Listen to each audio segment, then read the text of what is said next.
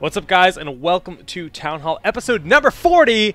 40 weeks of this beautiful podcast with these beautiful other men. Such a segue. Such a segue. I'm your host, Solid Jake, and as always, I'm joined by my three lovely co-hosts. And just going down the line, Cooby, what's up with you? Doing great. Doing great. What's up with me? I played way too much Heroes this week. I'm sorry I don't have any more interesting tales for you guys. That's literally all I did this week. It was good. Called out of work Monday, so we played all day. Oh, good call. Yeah. Shame. Sad shame. Yeah. You weren't feeling well. You weren't feeling well. I was so under the weather. Well, Shem, too, a man who is often sick here on this show. You look healthy today. I am feeling great today. I got Smash coming in later this week. Got a whole bunch of heroes in this weekend. Went to a TED Youth Talk. That was pretty cool. Yeah. Shoutouts to Milk Tea. Yeah. Longtime friend. Go see Milk Tea's TED Youth Talk about, which is basically TED like. TED is a TED Talk. It's like a speaker series. They hold like people come in and do inspirational or just scientific talks. People talk about technology. People talk about all different kinds of topics. Yeah, it's about a lot of different things. It's like high-end topics, high-end discussion on like various topics. It's a very it's a very well-renowned thing. No, it's worldwide. It's worldwide. Oh, okay. Yeah, it's a very high. It's like a podcast or something. Technology, entertainment, and design is what cool. that stands for. Yeah. Oh, so someone that's not actually named Ted. No. It's just people come and talk No, it about wasn't this guy Ted who's like, hey, I'm Ted. That's what I thought. Okay, cool. But yeah, that's about it. Just been climbing a lot too, but gonna hunker down, get a whole bunch of heroes in this weekend, and that's about it for me. So you got wait, hold on. Guess what I did this week? I made a Facebook page for Town Hall Heroes. Whoop, whoop. So we are now FB official, which is like eSports FB like plus plus. official. So it's Facebook, pretty cool. Facebook.com/townhallheroes. Yeah, we got a pretty good one on that one. Good one on that one. Good one on that. Oh, good one there. Good kill that. So I just wanna say one thing. And now you said you ordered Smash. Why don't you just tell everyone your little tale of how you got that Wii U? I have to keep telling it too. So I went to a tournament called Skatar or SKtar. He went to one Smash tournament. One Smash tournament just to go watch because I don't even play Smash Melee at all. And somebody was like, "Hey, we're having a raffle. You know, all the players and spectators are allowed to enter." And I was like the only spectator there that just entered in, and I put $10 or $20 in, and out of like all these Smash players who wanted to play the new Smash coming out, and I won it. I won the Wii U. It was like 5 o'clock on Sunday. The tournament went on till like 9 or something that day. I left at 5. You got it and you bounced. You're just like, I got it. I bounced because everybody was giving me crap. Everyone was like, "You're not a real Smasher. You don't deserve that. You don't want to." Were they really? Yeah, people were. There was a good amount of people who were just like, "You're not a real Smasher." That's so rude. I was just like, whatever. I'm a StarCraft guy. Get off my back. I play Get better wrecked, games. free Wii U. Wow. Jake, were you salty about that? I was a little salty until he like let me borrow it. Can we talk about? Because I bought my tickets like right after him. I was like the next guy that bought tickets, and I was just like. But Can we talk about PAX 2 years ago? Oh, okay. Let's talk about You have PAX no 2 right years to be ago. salty about that. PAX, I forced Cooby to follow me around and get raffle tickets in. Long story short, I got a $400 power supply, and he was pretty salty. I mean, that would have been fine if I had won something. But I entered like 10 raffles and I got zip. Oh, I got a bunch of other stuff. Dude, I went to one tournament and I was casting it, and I entered like 12 of the raffles, and I won like 8 of them. And then they're like, "All right, we made a new rule: no casters are allowed in raffles anymore." And I was like, "Oh, okay." Rip.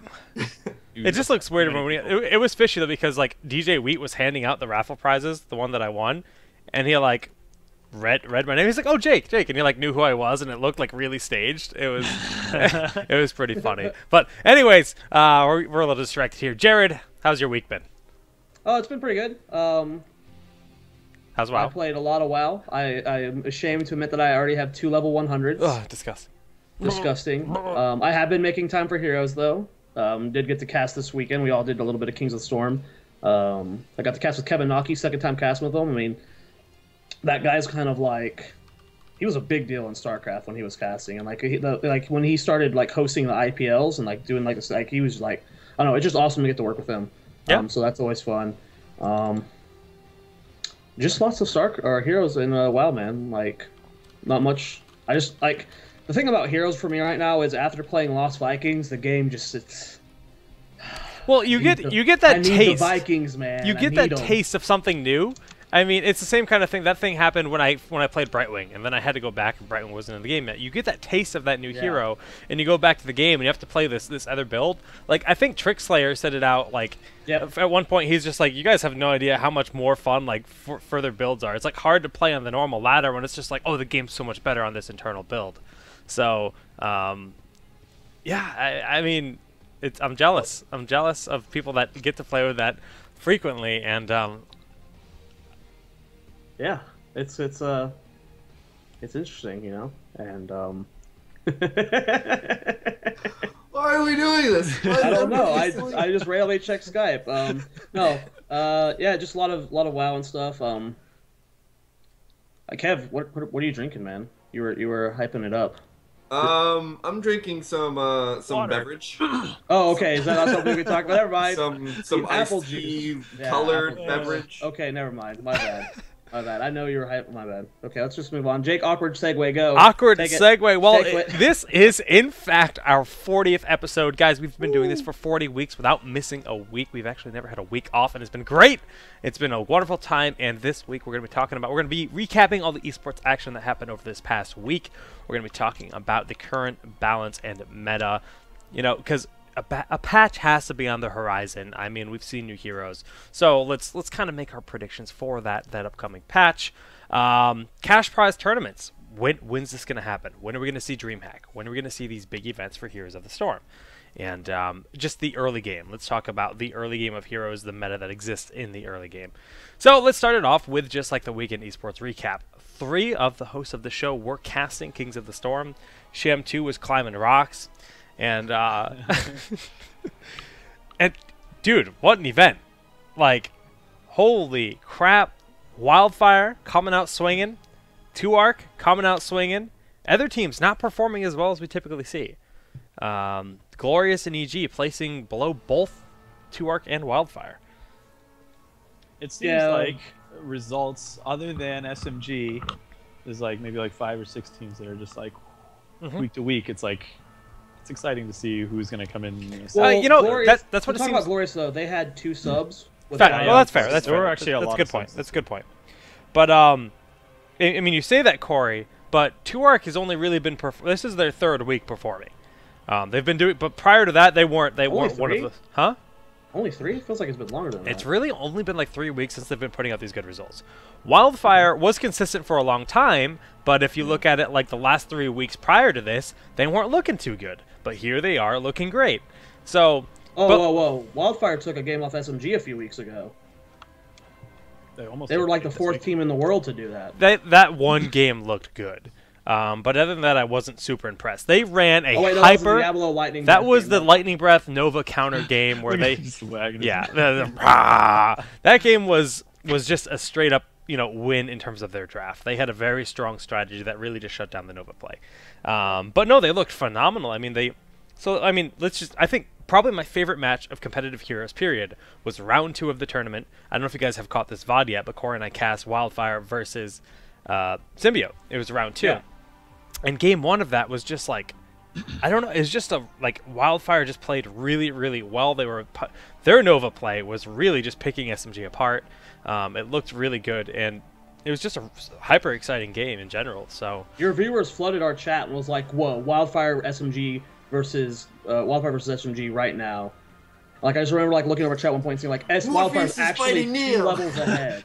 Yeah, basically Morpheus is fighting Neo. Like Wildfire was like at one point up 2 or 3 levels or something like that. They're up a lot. It was a crazy. And then I had to go watch the game. It was a sick game. Yeah, it really was, and that's actually, if anyone's confused as to they flooded our chat, there were 3 streams active at the same time for the tournament. So basically, that match was happening on my channel with me and Corey casting, and they went over to your Naki's channel where you guys were casting. That's actually really cool, and we saw the same kind of things. People were saying things in our chat room about the other games. It's just like really cool. I just peek in between games, like, oh my god, that was sick. Like, but Yeah. I mean, all in all, I mean, CS Steve has been putting together like the events just keep getting better. This was the first invitational, to my knowledge, if I'm not mistaken. I think the original one was Katsu was kind of an invite. Yeah, I think Are it you was talking about just tournaments in general or CSC tournaments? No, invitationals. Like four COTS. I'm sorry. Versus had an invitation. Yeah, but I meant the Kings of the Storm invitational specifically. For COTS, I think it was the first one that had seeding. That was seeded invitationals, seeded from qualifiers, from the weeklies. And it was really cool. I mean, we saw Liquid drop out, and Team Aludo, they have a new name which is slipping my mind. And new members too. I think only 2 of the members were the same. Yeah, right? but it's the same. Dream something. Dream State. Dream State. Yes, we cast that. Yeah, and No, Dream State. How did they play? I actually haven't got to catch that VOD yet. It was versus SMG or EG. Yeah, they played SMG. It was SMG. They were bottom seed. EG's first seed. I mean, it was only one game because first game round was best of one, and it was SMG busting out Kerrigan, and people like the way Arthlon explained it when we talked to him after the game was like people don't know how to play against Kerrigan anymore because she's been gone for so long. So like normally against Kerrigan you play very timid and you hug your wall and stuff, but like it was a stomp, unfortunately. Huh. Well, when you're bottom seed and you go up against SMG, it's tough. Especially in a best of one. I mean, that's how tournaments work. I mean, top seed faces bottom seed, yada, yada, yada. You're coming in with the odds against you, so that's why it's so exciting when a bottom seed does well. So I was just curious how they do against SMG. But, I mean, they play in the losers bracket as well, and I'm excited to see those. Yes, Faye is saying everyone loves best of one. Nobody loves best of ones, but in the current state of things, it's really hard to do a full, even an 8-man bracket double elim. So it's a big debate amongst tournament operators and casters and players as to what it should be. How do we cut it down? Do you guys have suggestions? We can make that a topic. Like the current format is it's an 8-man double elimination bracket with best of one series, and that's how Kings is running things. I mean, so Kevin and I come from a Playhem background. We've been doing these like daily cups for a long time. And the number one thing, like I know there's a million things that you can do to make either better for the viewers, better for the casters, and better for the players. The thing is, when you do best of 3 every round, even if it's just one round, it extends the length of the tournament by hours. It just all it takes is one series going to 2 hours, and the whole bracket it's a time constraint thing. Yeah, we saw that this weekend actually. So yeah, for a daily cup, I mean, or like not daily, but for just like a one-day tournament, it's obviously we want to cater to everyone, but sorry guys, we don't want to be casting for 10 hours. I know you guys don't want to be playing for 10 hours, despite it being a casting hours isn't even the thing. It's just exhausting for the players by the end of the night, and the admins and the viewers. Yeah, everyone. It's actually, I think one of the interesting things about that is that the later on you have these best of 3s in your bracket. So say it's your round of 16. You have 16 different teams. You have 8 different matches that have the possibility of being super long series. Right. Whereas if you just wait till the next round, then you only have 4 different games. Obviously it's going to have each time, and so your possibility of having this ridiculously long schedule in the first bracket is significant, or it's half every single time. So the longer you can hold out and have more best of ones, best of ones suck, but it doesn't hold up the entire bracket, especially if it's only like one game that's holding up your best of your round of 8. Well, in regards to Kings of the Storm, Steve actually just said in Twitch chat that qualifiers are going to be full best of 3 single elimination brackets, and I think that's a great response and a great change to the series for the qualifiers, because qualifiers don't need to be double elim. So that's cool. Yeah. That's good to hear. But all in all, I mean, what match really stood out to you, Jared? I mean, out of all the matches you guys cast on your channel. I think you might have been able to watch it. I don't remember if you guys were casting what happened. The Glorious versus might have been EG.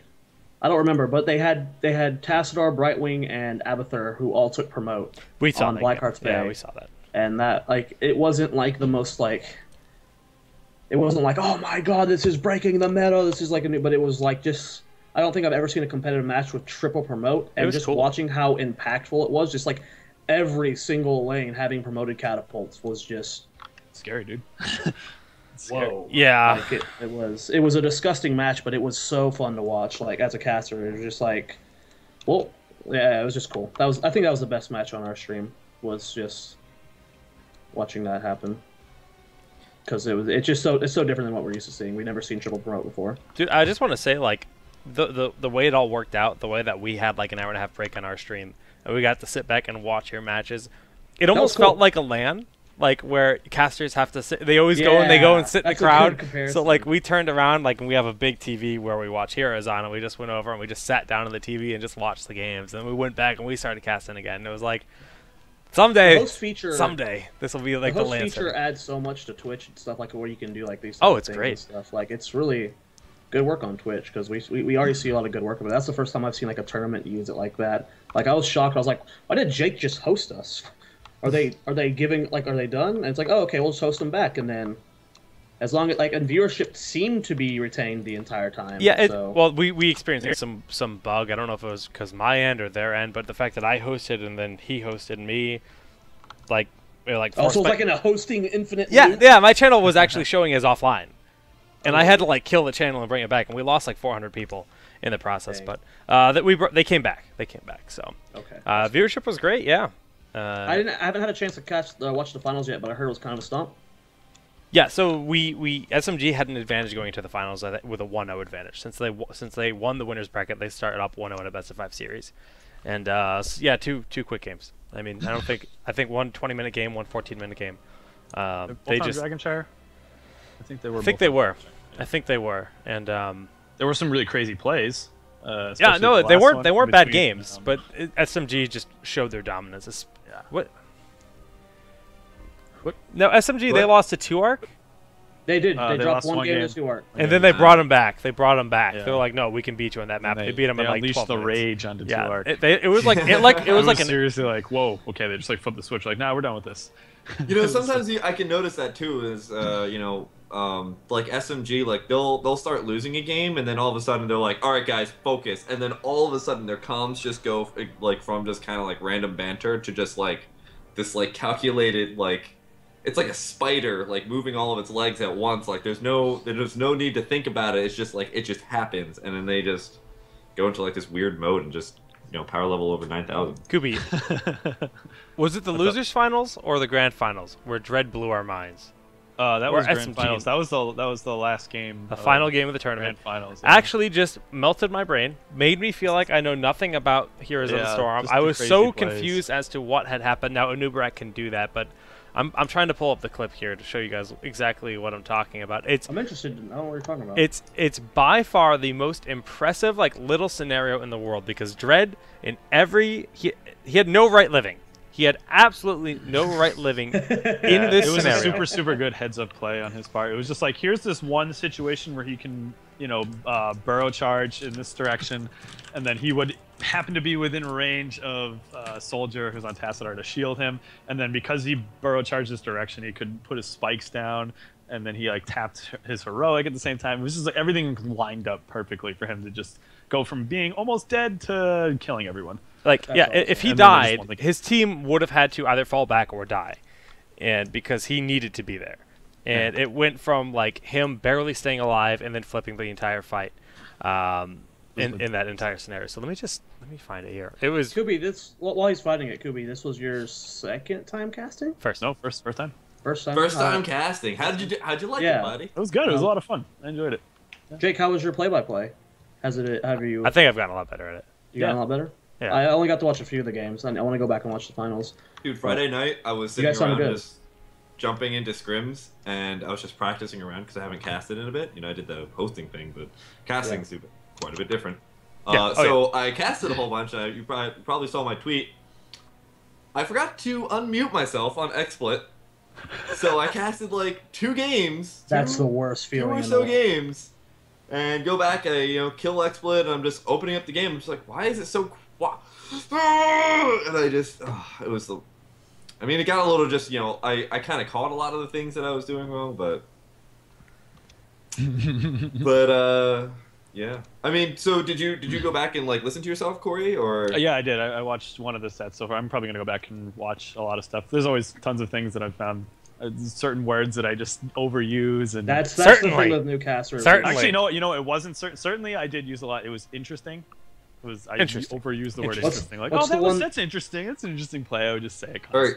So here's my caster tip to you: is to take a postcard, like or post-it notes, write down the word that you're gonna say, interesting, in big Sharpie letters, and then underneath it, write in pen a whole bunch of different words you can use. I already did it. That's like, and that's like a standard casting practice. Like that's something that like we've all done, is just having, an arsenal of words to just throw out at the viewers. I've like literally just been like, what was the word that Jake was saying all the time when he would 100% agree. I 100% agree. I agree 100%. Guess how many times I said it this weekend? I noticed that he said value a ton. Like that was his words. Like that, it's so much value. I was just like, someone's watching too much Trump and Crip. Fact, I watch way too much Hearthstone. I really do. For whatever reason, YouTube's being terrible, and it's actually just really laggy. I have no idea why. So scratch that. Just youtube.com/solidjakegg. It's the Kings of the Storm 3 Grand Final Symbiote versus Wildfire. If you guys want to see that sick play by Dreadnought, it was in the second game there. And can we do something real quick? I want to talk a little bit more about Cooby casting, because go ahead. You're a brand new caster, and they're like the thing it's not something we get all the time, but something that I know Kev and I have seen for a while is like, how do you get involved in casting? What's the thing you can do to get started? Like, what did you do to prepare for this event? And like, how was it being like? Because you didn't just start casting a YouTube video. You were actually in front of a lot of viewers. Like, how'd you approach preparing for that? The best thing that I found was just to make sure that I was up to date on my game knowledge. So I was watching a lot of pro teams scrimming, making sure that all of my engagements were good. Like I went over drafting strategy a lot with Matt before the tournament.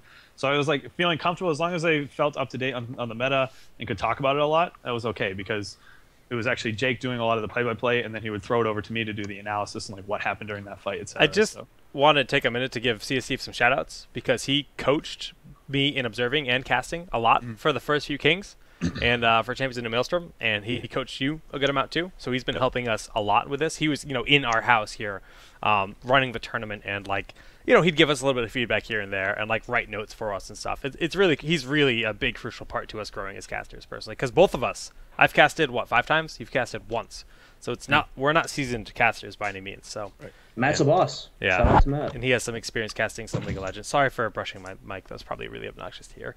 But you know how I learned casting? I spent 3 months casting for a small tournament.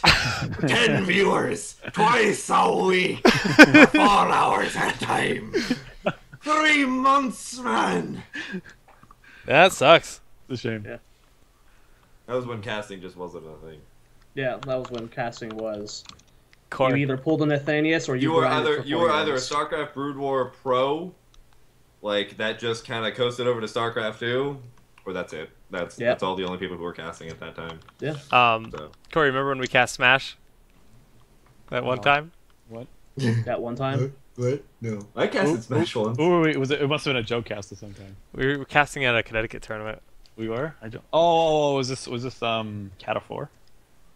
Actually, we did it twice, but yeah, it's irrelevant. We have casted before. Casting fighting games is so much different. So different. I've done a bunch of casting for a Street Fighter. It's a completely different ball game. Yeah. It's the pacing of everything is so different. Like it's okay to have like a lot of downtime because there's stuff to watch. Like it's more obvious as to what's going on, so you don't necessarily have to like guide people through it. I'd say Heroes is fairly close to casting Fighter though. It's fast paced, but it's still a lot compared to other games. There's a lot of different things you have to look out for. Other than Kings, did anybody be able to catch HPL on Sunday? I caught some of HPL. Not much of it really kind of caught my interest. Like I was watching for a bit. HPL happens too early for me. But I unfortunately just I had like a lot of things that was going on. I was trying to get games in too because it was Sunday and that's my game day.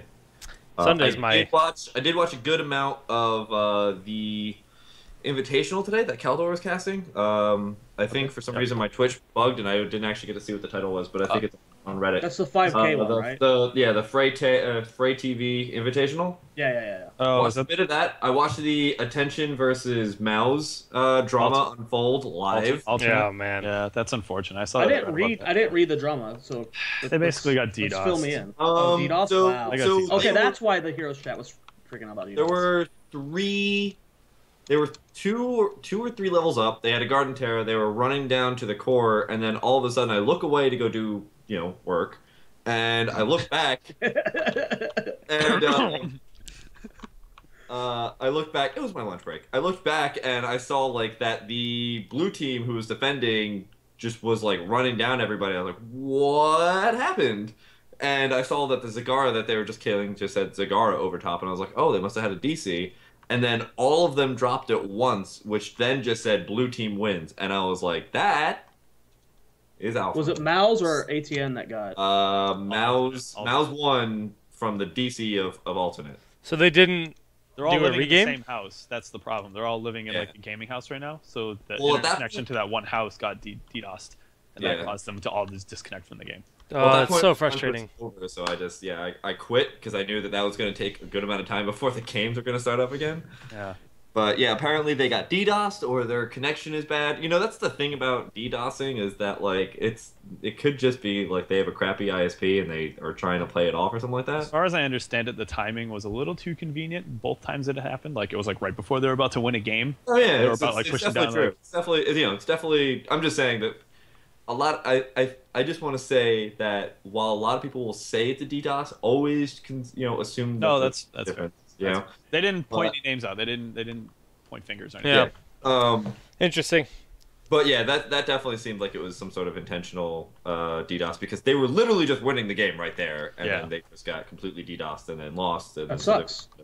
Yeah, whoever DDoSes, in general, shame on you. It's kind of lame. That's one this of those is where I'm going to give my other, I always go in about don't ever assume how development works. I'm also going to say if you say anything about DDoS and you have no certifications past basic networking, just shut up because you don't know what you're talking about. Well, Kevin, I read a Destiny post about DDoS. God. Yeah, I can go on about that. I swear to God, if somebody else says it's only Skype, Skype's the only way that people can get DDoS. Oh my God, I'm going to punch somebody. That's so illogical. Because I can get your IP if I really tried, and it's not through Skype. What's my AP.net?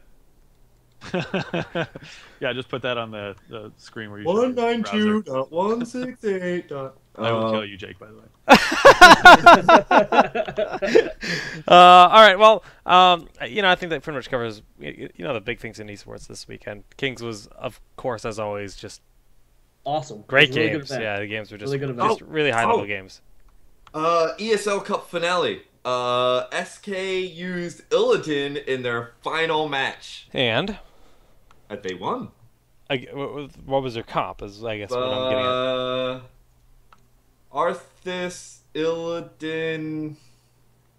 You're dead to me. That's all I remember. Yeah. Uther? I mean, SK's an EU team, right? Chen? Chen Illidan is actually something I like. Chen and Arthas. I like Chen Illidan. I don't remember. Is SK EU? Yes. I just remember it was Illidan won. Yeah. Huh. I mean, Illidan's super Yeah, popular. it was ESL. ESL's the EU tournament. Well, they're going to have NA tournaments. I know they've been doing NA. Death sentence, 6 death sentence, 6 death sentence, something like that. All right, well... I watched it. I just wanted to point out that Illidan won. I mean, nothing else really kind of caught my eye, but I thought that was pretty funny. Kev, that's an excellent segue into... Balanced discussion! Yay! Yeah, seriously, let's nerf Illidan. Yeah, let's nerf Illidan. He's, obviously, if we're seeing play at him at all, there's something wrong. And he should just be removed from the game. No, but... Go ahead. No, you go. Okay, I was going to say, I can speak to this a little bit just from my experience casting over the weekend and the games that I was able to watch. Fun and interesting heroes popping up. Sergeant Hammer, yes. Yeah. Undefeated, yes. What do you guys think about that? I heard some Sergeant Hammer was popping in there.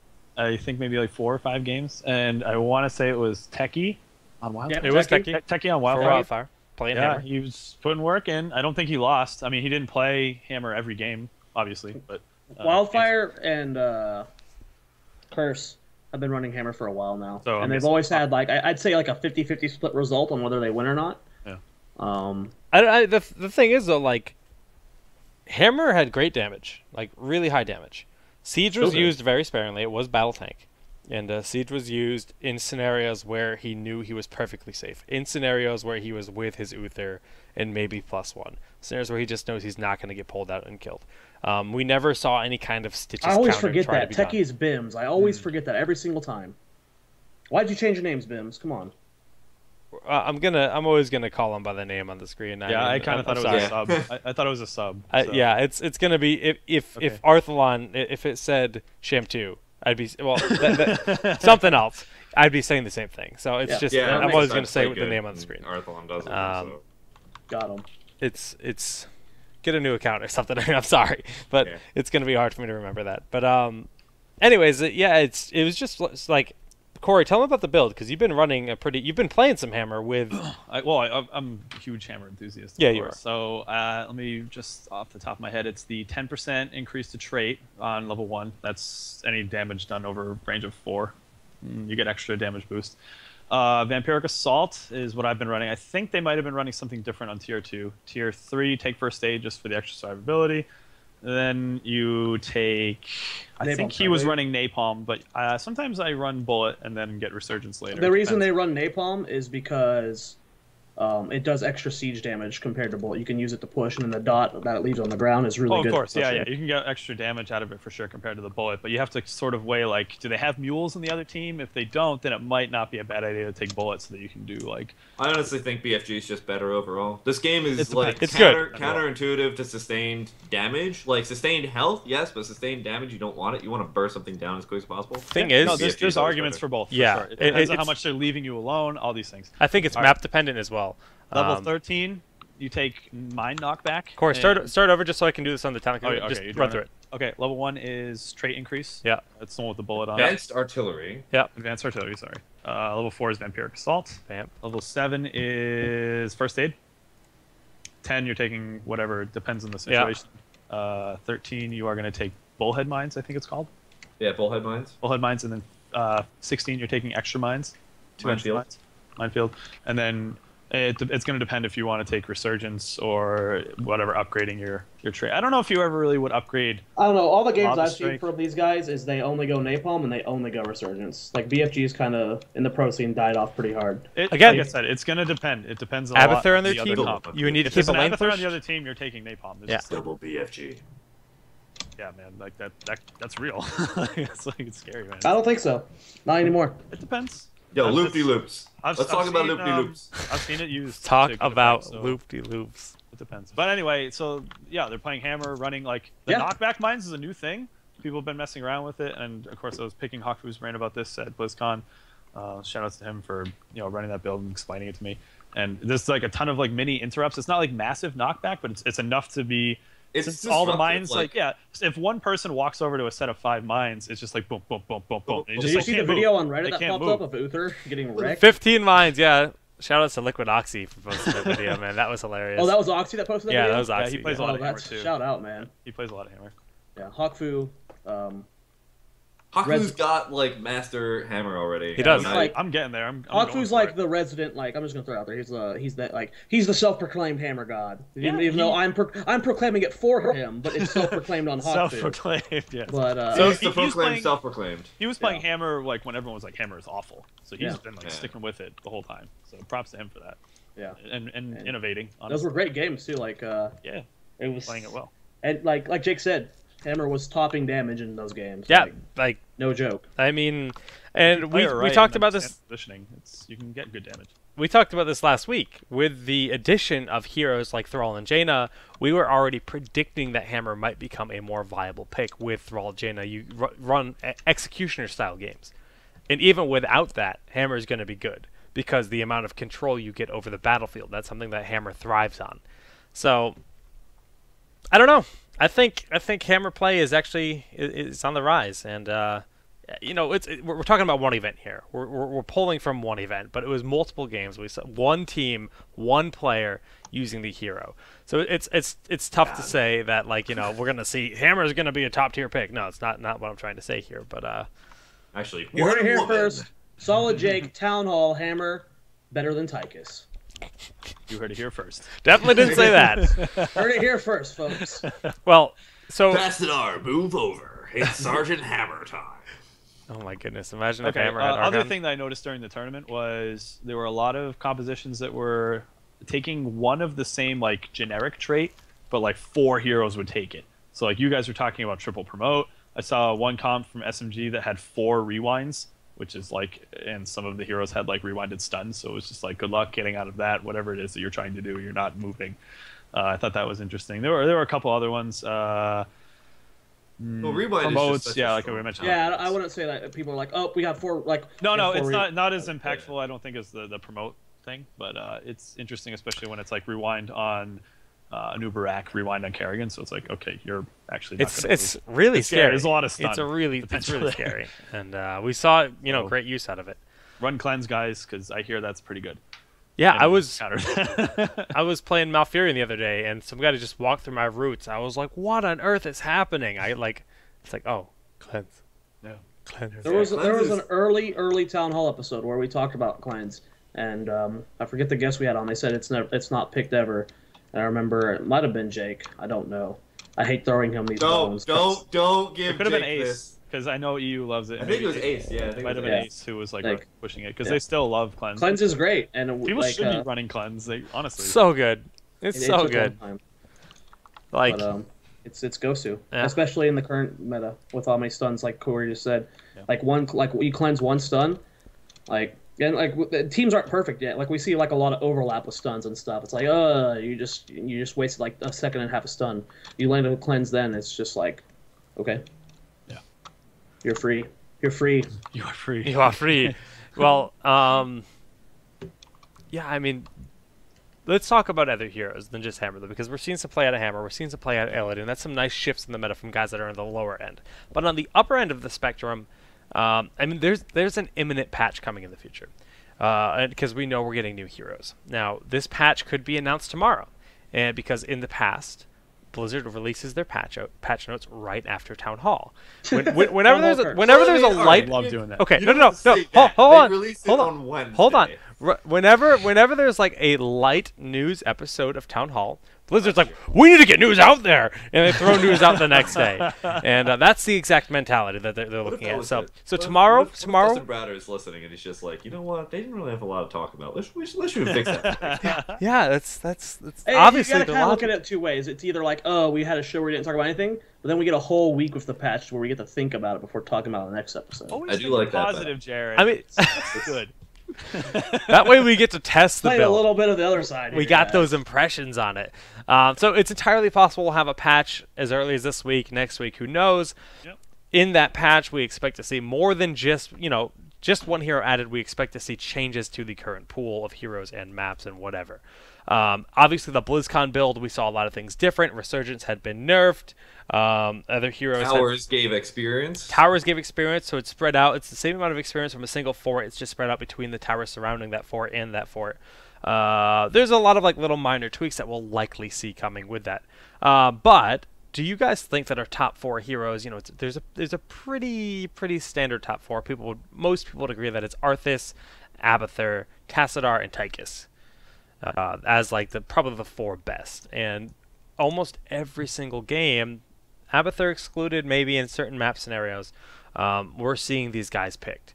And, actually, let me fix you on that one there, Jakey Poo. Go ahead. We see over here on these stats. What's that? Nubarak, Arthas, Falstad, and Tychus are the ones that have a 100% pick or ban rate. From what event? From Kings of the Storm. Okay, so that's one event. But, I mean, that's fair. That's fair. Shut down. Anub is really high up there. Absolutely. He really is. And people are getting better with him, so he's becoming more common. Almost. It's too strong. Yeah, I mean, a lot of people are starting to think he's better than Arthas, but Arthas is definitely up there as well. He's impossible to kill, and his damage output's ridiculous. I mean, Arthas is literally the other one that I just said there. So yeah. Arthas is Falstad, Falstad. Falstad. First of all, our hero pool is so small that certain heroes having 100% pick like Falstad doesn't mean Falstad's broken. It just means he's the best range assassin and. Or the safest range assassin. He's the safest range assassin, and he falls right below the top 4 that are always getting picked or banned. So, like, he's going to have consistency there. I wouldn't, like... Or just that he fits in all the compositions. And he's Falstad's a great hero, but I wouldn't put him in the same class as Tychus. Yeah. Hey, props to Matt for putting this out right before the show. Yeah, right? Yeah, Matt's a plus, boss. Matt. There are some that jumping out Does at me. this? Asmodan, I don't understand this. Where's the win rates on this? Is that in the Excel link? Because all I see is. I think it's win just rates in there. pick ban. Who cares? I mean, like pick and bans, I think is close enough to. No one- Okay, no, that's fine. No I one just didn't know if there was played win Asmodan? rates or not. So no one played Zagara. What's going on? Yeah, I thought that No, was there really a Zagara interesting. Game. No, I could have sworn I cast a Zagara game. I'm pretty I sure don't she remember wasn't seeing played. any Zagara. So We didn't see it. If it We was didn't the see it. last two sets that you guys casted, there was no Zagara. None Well, of the you know games that why? we casted. Well, no, hold on. Let's think about this then. Why haven't we been seeing Zagara so much? What was Zagara normally substituted in for when a team was lacking something and it was a last pick? Disengage. Ranged damage. Ranged Zagara's, for the most part, range damage. She's range damage. Since then, who's gotten buffed? Nova. So now Nova's filling in where Zagara used to be. So the range people damage have- is more Nova for Zagara. I mean, Well, the main thing that I think Zagara so. started to pick for was against the Eraser build because of Maw. Like, and that composition's kind of died off a bit. No, She's she always wasn't been there for good. that. and- She was only there for range damage. I think Kev's No, actually. she's I there. actually agree with Kev. I actually agree that If Nova you is. compared her to somebody other And than the week before, SMG ran her twice, or maybe 2 weeks ago. They ran her twice, even with the Nova buff. Like, it's not like That's Zagara's... because SMG has this huge inner debate going on between them about what's best build for Nova, and anytime they pick Nova, they get into it again. Whether you pick Taser rounds level 1 or you pick plus 20% level 1. But I don't know. I mean that's what I think. That's up to you guys if you think differently. I mean, it's obviously true. She was picked as a range damage, but I don't think that's the only reason she was picked. I mean, a lot of people. Range damage is nice, but it's about the Maw, like you said. The Maw is essentially Void Prison. It's used for having ton of control over fights, and so then you agree with Corey and Zoya then. but I think that the fact that Nova, It's not that we're disagreeing. I with you, think it's that just Nova you're not being a right. viable option is actually offsetting her play a little bit, because before she wasn't really a viable option. She wasn't really, and people don't. I mean, people have been playing the crap out of Nova, and she provides a ton of aggression. Zagara So. does pretty well versus Nova, especially if she shows herself and you just put a Hydra on her. It's like There's so many swear we better saw ways to Kansas deal with You Nova. gotta leave. Zagara does well against Nova? Are you kidding me? Yeah, if you're Zagara gets positioned- eliminated by Nova. well, Zagara's got no escapes or anything to block. Yeah, neither does Nova though. Zagara. Yeah, but Zagara's sustained Zagara's damage. more than just damage and then the Maw. Like, she's also got great push. Like, no, Faye did play Zagara this last weekend. That stat's wrong. I'm 100% sure of it now. Because I remember saying to Kevin Naki, wow, Faye didn't take Infest. She went with Envenom instead. And I thought that was interesting. But she got or something Envenom? Like that. Like, no, Zagara was played this weekend. I'm 100% sure now. I remember now. I am 100%. It was EG game. Because real people taking All right, Venom. hey, Steve is Okay. saying in the chat some teams didn't send their stats in. Okay. Ah, Well, Zagara Based was on played. that, Zagara was played, but it still doesn't just change the discussion that yes. she's that underplayed Kevin compared to is- where I think she it's, was. I think it's the rain damage from Nova is substituting Zagara out. Like I think people would rather have somebody that can erase somebody out than have something that can erase people for like only 5 seconds. I mean, sustained isn't as valuable as burst right now. In the Exactly. current state of the meta, burst is what it's all about. It's all about removing someone immediately. And Okay, but I mean, Nova was only in 58% of the games. I've just, it's a Well, Zagara decent was number. in, and it was in less for that. I mean, Zagara is really only in there when there's a ban on a ranged hero. If you look at the games where Zagara was picked, it was only games where a ranged hero was banned, like Vala or something like that. Yeah, but I mean, that's not. I mean, but that happened, so I didn't, she wasn't picked at all. Or Like, you very guys are little, trying to very little. compare Zagara to Assassin, though. She's a specialist, and Of course. like those Yeah, aren't she's a designed. specialist, but I think But- most teams were picking her to be that ranged. You're I mean, right. Most people, Yeah, most people no. were picking her to People be are- that substitute for range damage that they didn't have before. it's very uncommon to see Zagara picked to be a push. It's very uncommon to see her picked to be paired with Abathur for Infest or something like that. That's not something we see more often than less. She is a ranged assassin, played for her damage, played for the damage up and the Maw. But it's weird, and I just think it just kind of happened to be that way. I don't think I mean, Zagara's. it's a correlation. I don't think she's Is it a fallen off. causation? Yeah, it's the correlation that I'm drawing up here. Is it a causation? I'm not exactly sure, but Yeah. I think it's probably a really good one to think about at least. Yeah, no, it's interesting. Yeah. It's a very We'll interesting see, we'll stat. see if the trend continues. Sonya Well, she just also. fills more of her utility role now than she was, like you said, just the assassin role. Yeah. If you pick, like, Zagara still has a place. It's just. Yeah. You know. So Sonya's been completely replaced by Anubarak. yeah, Like, Sonya's Anubarak just doesn't she freaking needs to matter. be buffed. She needs to be buffed because she is just in every way a worse Anubarak. Like she's all about the dive in, but she's a million times less efficient than Anub is. Yeah, because the noob has a. I was excited for that hardcore. 20-second nerf that we saw at BlizzCon to Leap. Yeah, they nerfed her more. I mean, obviously It's a that's 50-second cooldown, which is a lot more. Does she have a good win rate at the lower level of play? I have no idea. Oh, you mean on like hot slogs or something? Yeah, like or something like no, that. it's like. Well, I mean, when 40%, I it's play bad. Sonya, I top hero damage. And Actually, you kills. didn't. Oh, you're right. I got close. I got close. You lost to a Nazebo. You're terrible. And me.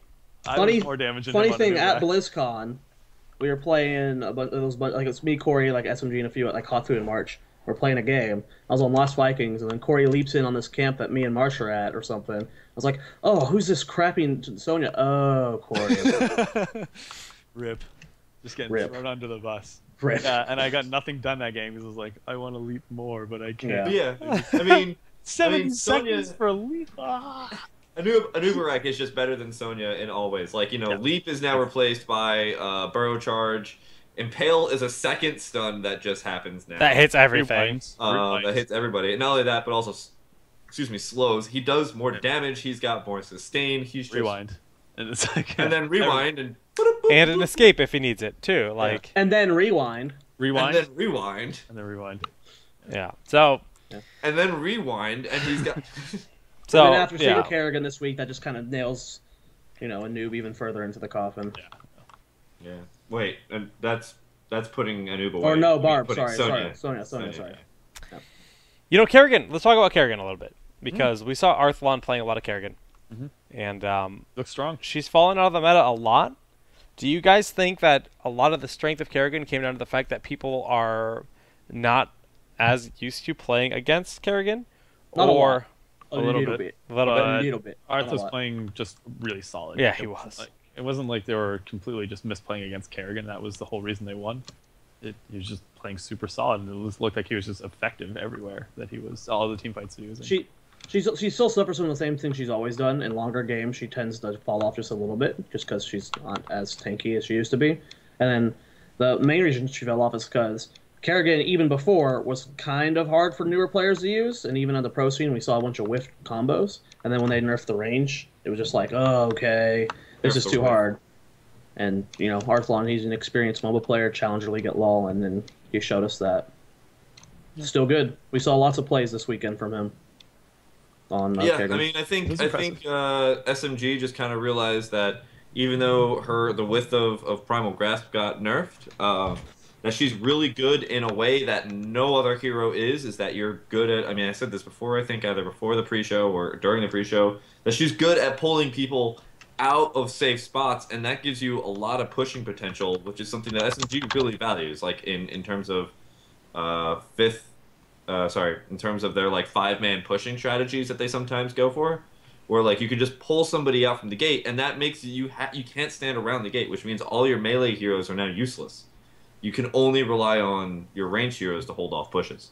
So I don't know if that's their direct idea with it, but also if you watched Arthlon's Kerrigan, anytime he goes in, like everybody has to spend all of their heroics to deal with her.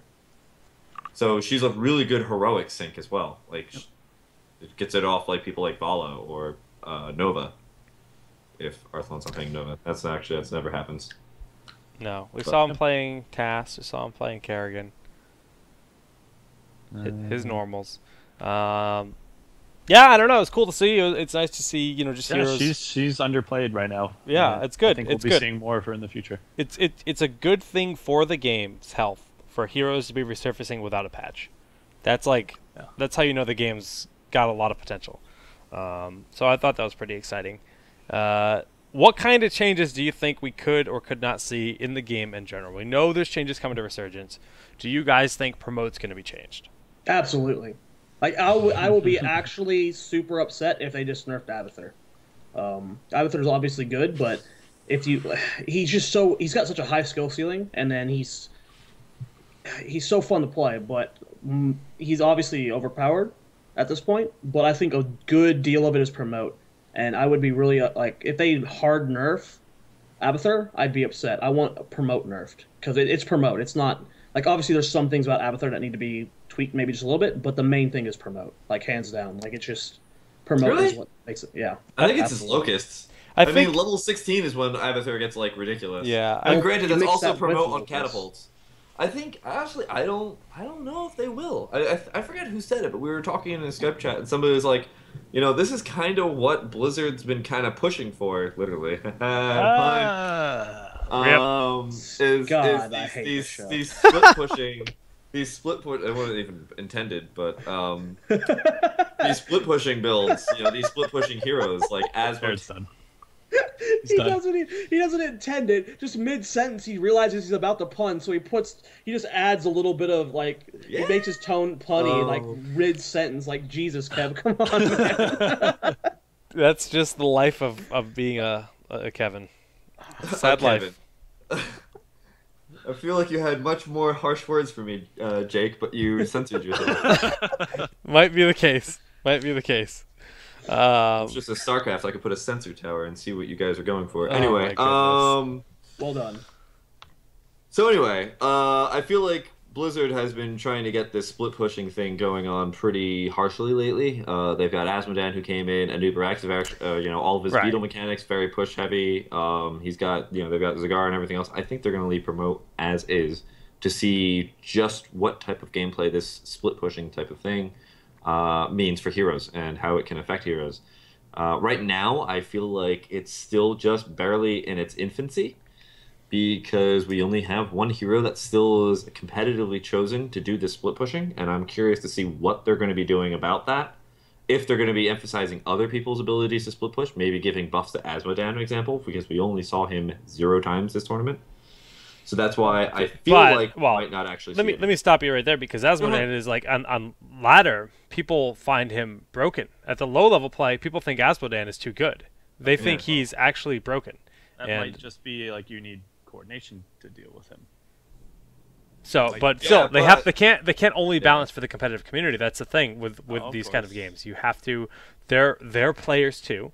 The guys that play in Bronze League, whatever it's called in this game, that's the majority of the audience. And I've read forum posts wins Asmodan getting nerfed.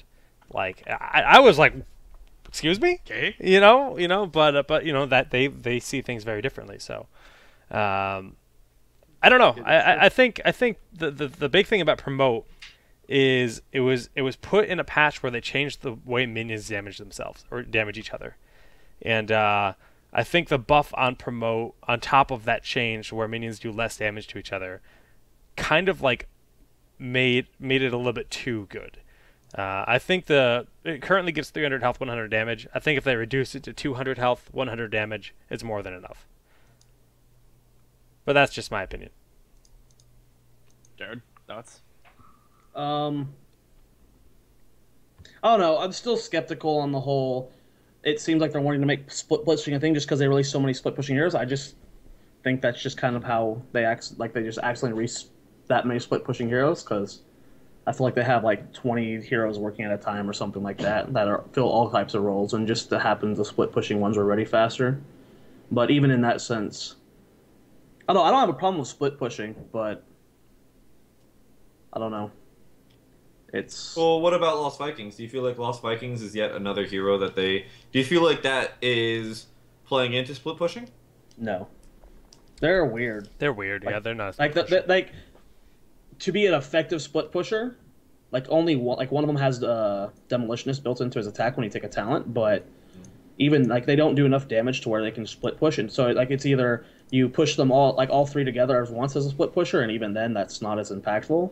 I don't think they're a split pusher. They're like a lane soaker / like a utility. Hero. Yeah, they're specialists. They're not a split pusher. They're really split pushing in the sense that they can all three be in lanes and soak experience, but they won't be able to push individually. Not individually, but I think you might be able to pair up 2 of them. And you can backdoor. Well, you know what? Let's not speculate on a hero that we haven't even. They're going to be so different than anything we ever think about. Yeah. Somebody's going to figure out something completely off the wall, and then that's going to become the meta for them. I'd honestly prefer if we just avoided this discussion. I agree. There's nothing we can really talk about. Yeah, no, that's smart. I don't know. I think the health is just too strong because if we refer to the Glorious game, I know it is triple promote, but when there were 4 or 5 promoted archers just pushing a lane, and then watching an Uther come up and try and clear them, It takes forever. it would take them like 30 to 45 seconds just because the health gain is so absurd. Like, those catapults are actually they just don't die. Like, they just... If you're not an assassin, they're hard to kill, man. You try killing them on, like, Malfurion, it's just like, help, please, someone. You do nothing to them. I'm telling you, man. I'm telling you, here's what's going to happen. And I was playing around with this on Monday night. Jake, Corey, you know. Diablo's going to come back, and he's only going to come back just for that non-heroic Flame Stomp. What is the damage buff on it? Like 100% extra damage? Like, it's 150 plus extra damage. That is, like, the thing about that is, like, the heroes that took bribe or promote were Tassadar, Brightwing, and Abathur. If you could predict it was coming, then maybe you could, like, pick ETC and go with Dance Your Pants Off. That would be, like, an actual cool way to see ETC busted out. Or, like, other things like Kev just said with the Diablo non-heroic, but it's Brightwing, Tassadar, and Abathur. Like, you can't, like, just assume they're going to go triple promote even with those three. You know, like, you can't predict it. So the whole concept of non-heroic damage and that whole argument as that for the meta to shift in that regard is actually incredibly legitimate. And I'm glad you brought it up, because maybe that's the answer. Maybe promote isn't broken. Maybe teams just need to start getting because there's a lot of non-heroic spells in the game. Do bonus damage to non-heroic stuff. Maybe dedicated, clearers for defense is going to be a thing. Where Sergeant Hammer is going to start coming back because she in siege mode does extra damage to non-heroics. Diablo is another one. I mean, you're looking at it in terms of one talent point that they're sacrificing. So on Tassadar, that's Healing Word. Sorry to cut you off. I just realized I did. No, it's on Tassadar, that's Healing Word, right? On is it Brightwing? They said who else? Brightwing. It's either Envenom or Power Shield or whatever it's called. Or Power Shield, Ally. right? Yeah. That's not a major Shield Ally is trade-off, pretty big for her.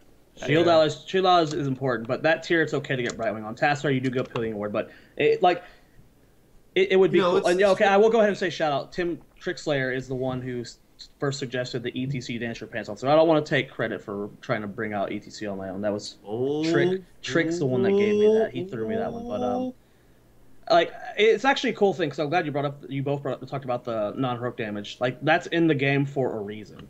Yeah. And yeah, D. Wilson in chat saying I'm grabbing Melting Point on Tychus for Sabather lately. Melting Point in general is really strong. Melting Point's taking a lot now. It's really... Tychus Melting Point is already But that's just another example. That's just another example. But there's lots of ways to counter it. It's just, the thing is, promotes across so many heroes, and it's not just across split pushing heroes, that, like, it's not something you can predict for, and most of the heroic damaged things, I think, happen either level 1 or 4, so, like, unless you're just sitting there at the talent screen, like, let's see if they take promote, and what happens if it's something that happens, like, at a later tier. I don't know all the non-heroic damage or talents just because no one really does, so I don't know what level they're at, but I don't know. It's something to think about.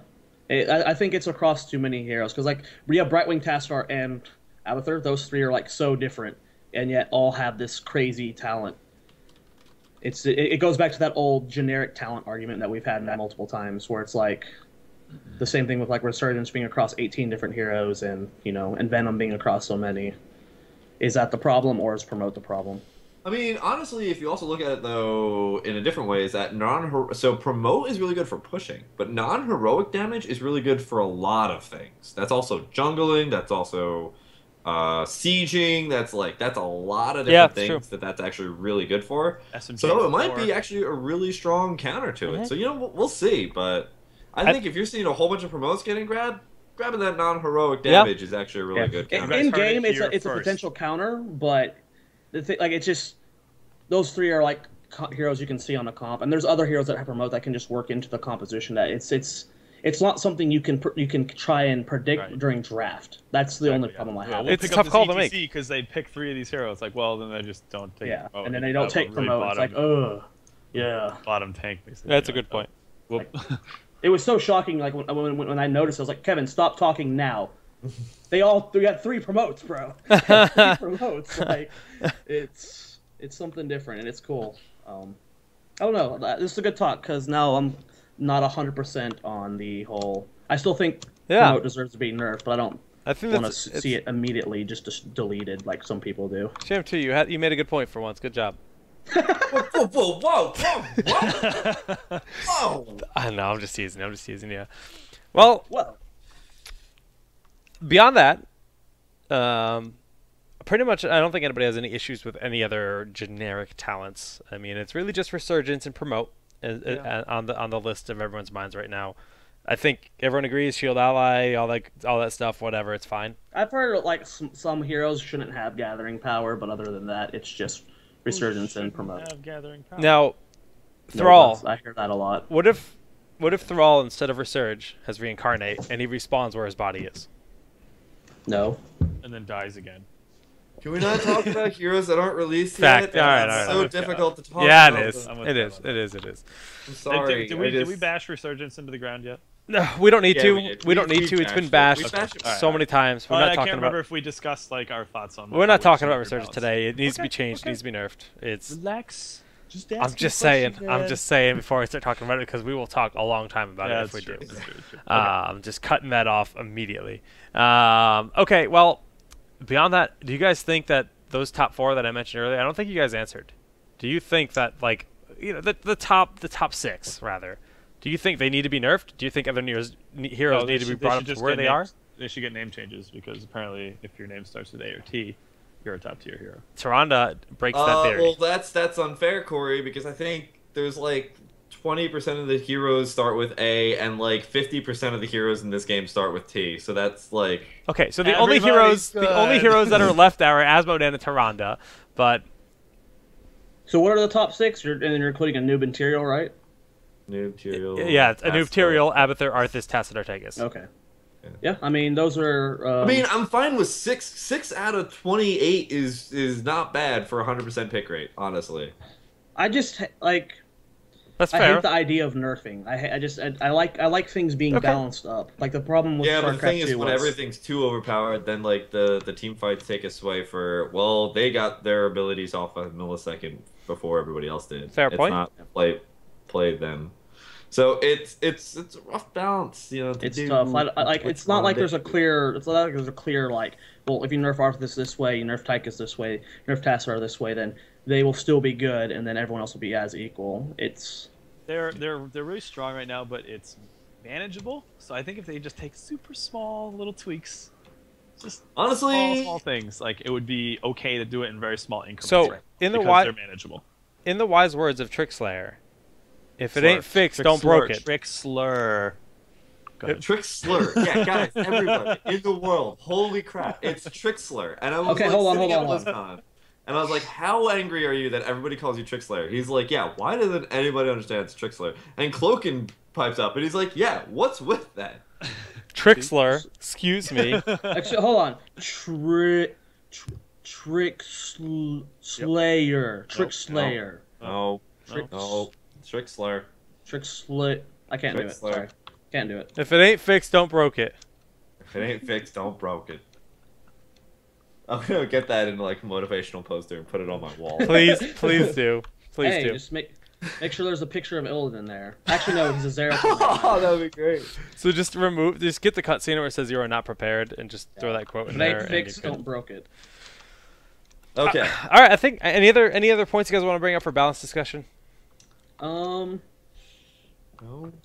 You know what? They do need to fix something with the new Barak. They let a really big bug into the game. Oh my god. All right. Well, not gonna let this go. We're gonna talk about our Oh next. God, Kevin, stop! Wow, it took you like 10 seconds. I was love like, it. is the Q bug really that bad? Okay, I hate this guy. Oh my god, Jared. That's like 2 levels right there, big and bug. Yes, that's. Yeah. Oh, yeah. Jared, you're a little behind there, but Yeah. let's talk about cash money tournaments. Sham2, you put this in our show notes. Start talking. That's the best segue we've had yet, guys. Write it down.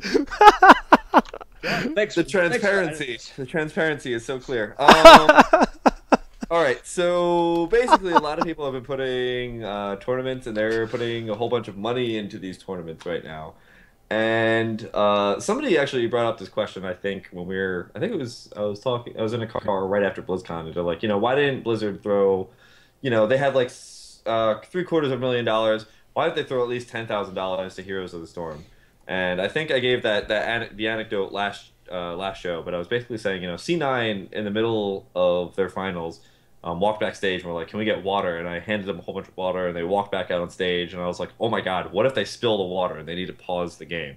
Or what if some house gets DDoSed and all of a sudden everybody gets kicked from the game?" Like, the game's alpha, so it's not that I'm saying don't put money into the game. It's the thing that is that, you have such broken functionality in the game still because alpha, that I just want to put out the heads up that if you're going to be putting money into the game for a game that breaks a lot and has a lot of broken bugs and whatnot, like an Uberak. Number 2. Hearthstone was in beta and didn't have a prize pool last year, so. Yeah. So my point is that when you're putting money on the line, it becomes a different game, right? It's not we're winning just for fun. We're winning because we want to make money. And as soon as there's a bug or some sort of issue in the game, right, now it's like, well, this is unfair because we could have been making money. I mean, it did good make example. Glaurung getting DC during the Glorious Games. Yep. It's a $500 tournament, and they dropped the match versus EG. I mean, EG tried to install as long as they could. It wasn't any BM in that match, but they started as long as they could, and Glaurung never could come back. And it wasn't like an over game at any point, but there was definitely no chance of Glorious winning because Glaurung DC'd. Yep. And he was on Chen. Chen bot's actually the worst bot. Oh, he's up there. He's up there. So would you say he's been bot Chen up the games? Not giving you anything for that. Pretty good one. That's a good one. That was a good one. That's a good one. I don't know. Of all the cameras. So stop it, Corey. Don't encourage him. Games in alpha, and you're saying blah blah blah blah blah. Beta, closed beta, is January 13th. Now that's not too far off, and I guess my question we'll start with Jared here, is when do you think and who do you think will be the first LAN? DreamHack, IEM, ESL, MLG. When and who?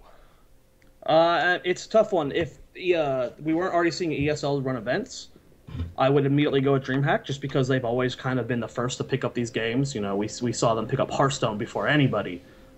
Yeah, but ESL was running ESL weekly tournaments just like they're doing for Heroes, doing the same exact thing. Okay.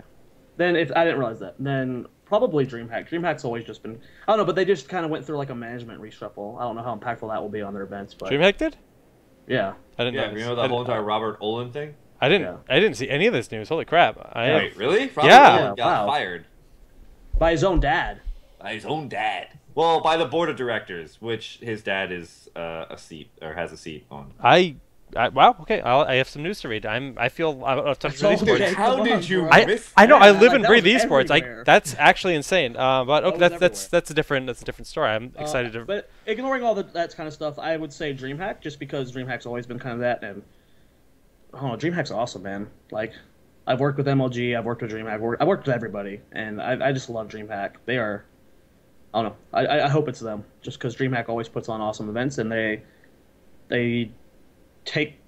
don't look at a game when they run it and just like, okay, we're gonna give you like a little side stage. They give it their all with like every game they run. Like even when like CS:GO was only getting like 15,000 viewers, that CS:GO stage was awesome. So I don't know. I think DreamHack would be awesome if they were the first. I agree. That was my guess. I think DreamHack will run the first Amazing Heroes event. Kubis? What are the options? Any esports company. It could be Evo. It won't be Evo. It won't be Evo. How funny would that be? It would be awful. That's what it would be. Wow. Shots fired. Yeah, it makes sense for DreamHack to be first, just because of their history. I don't think. I mean, it's definitely not going to be MLG. It's not. Yeah, I would have to go with DreamHack. Like maybe if it was MLG from like 2 years ago, when they were running like 5 events a year, but yeah, that's a good point. 2 last year, maybe just 1. 1. I don't remember 1 last year. So Anaheim. Like MLG's odds are so low. And like the chance of them actually running Heroes is even like with just 1 event is pretty low in that. I mean, it's between ESL and DreamHack, and I'd say ESL, honestly. I mean, they already have most Blizzard games already under their belt. That's true. That's true. And they're already running Heroes tournaments. I would think that they would probably sooner run into it. And not only that, but I think most people that I've run into who are interested in getting into the scene are ESL people. Like, I mean, Calaris was playing for a bit. Now, I wanna give you a counter argument and say the fact that ESL is already so involved with Blizzard is the incentive that DreamHack has a reason to jump in as quickly as possible. So they have a reason to come in and like scoop up some of that audience, because ESL already has obviously a really strong foundation in both North America and Europe for Blizzard. They run WCS. They do stuff for Hearthstone as well, and a lot of people suspect that they're going to be doing stuff for Heroes in the future. But the question here is first event, and if DreamHack has that. Now, DreamHack Summer. If the game comes out in January, and I guess DreamHack Summer is probably in June.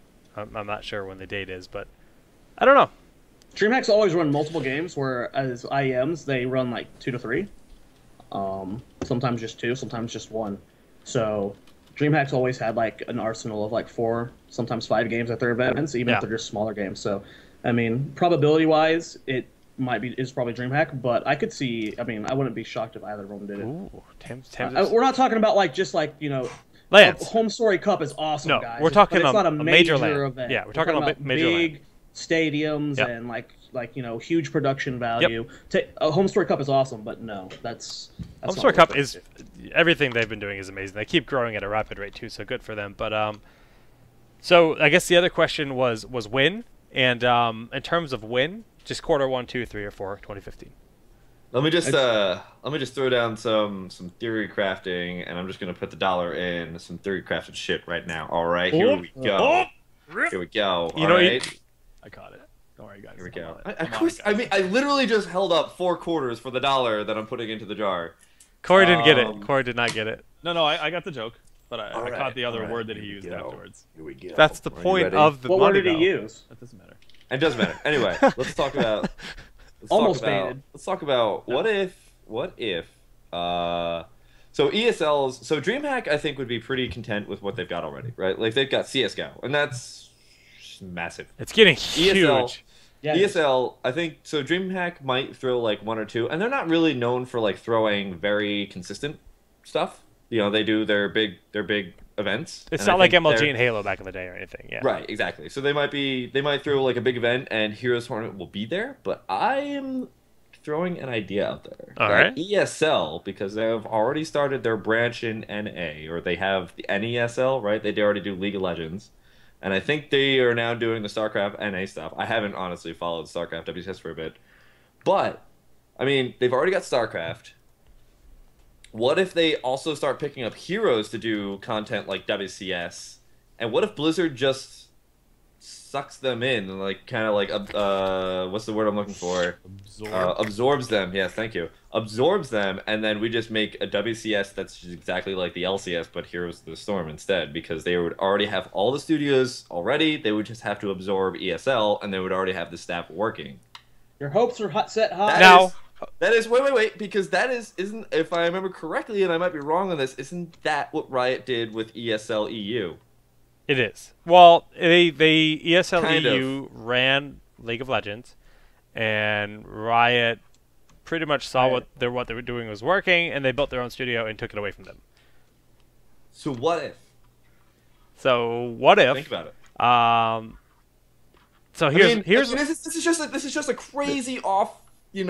Like throwing sand into the wind. I don't know what the phrase is, but I'm just sand to the wind. Sand into the wind. Pocket sand. Playing on Sky Temple, just throwing it out there. My response to that is, in your opinion, Kevin. Yeah. What is best for the ecosystem of Heroes of the Storm? Now, a lot of people argue that what Riot does eliminates other lands and eliminates opportunity for more major events and stuff like that. It takes we saw what WCS did to StarCraft 2 initially. StarCraft 2 used to have MLG and DreamHack and all these events. And then WCS came out, and we have this consistent quality of tournaments. More oversaturated, that's one word you can use. More opportunity for players and more sustainable income for players if they qualify for the league. But the stuff like MLG and stuff all becomes like, well, this conflicts with WCS, so we can't do it. This conflicts with WCS, we can't do it. And where do you want to see the Heroes community go personally in terms of esports? You know, I don't know if I completely want it to go LCS, but I do. You know what? And I think we had a really in-depth discussion about this before, but I really want to say that WCS, aside from the fact that all of their tournaments or the whole WCS season was like a month and a half, so you had to get all of your storyline in a month and a half, was really rough for anybody who had, a job. If they made it a little bit longer so you could follow the tournaments a little bit easier, a lot more documentation, etc.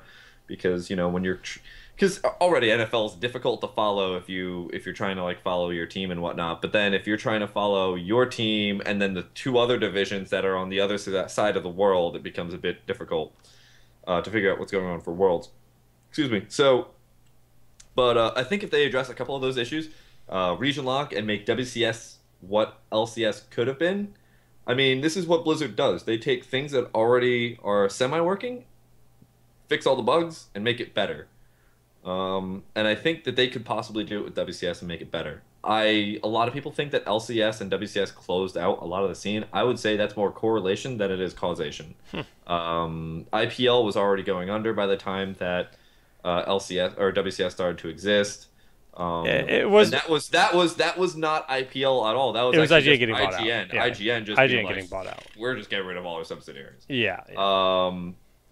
IPL was actually doing quite well. It's very unfortunate because IPL was doing. IPL They were was making the waves, events. man. Like they were making waves. IPL is one of the best events, man. Yeah, IPL 5 was Best still probably game of all the best time event was I've ever been. A lot of people say Fafano that. versus Kiwi Kaki. IPL 3? Oh no.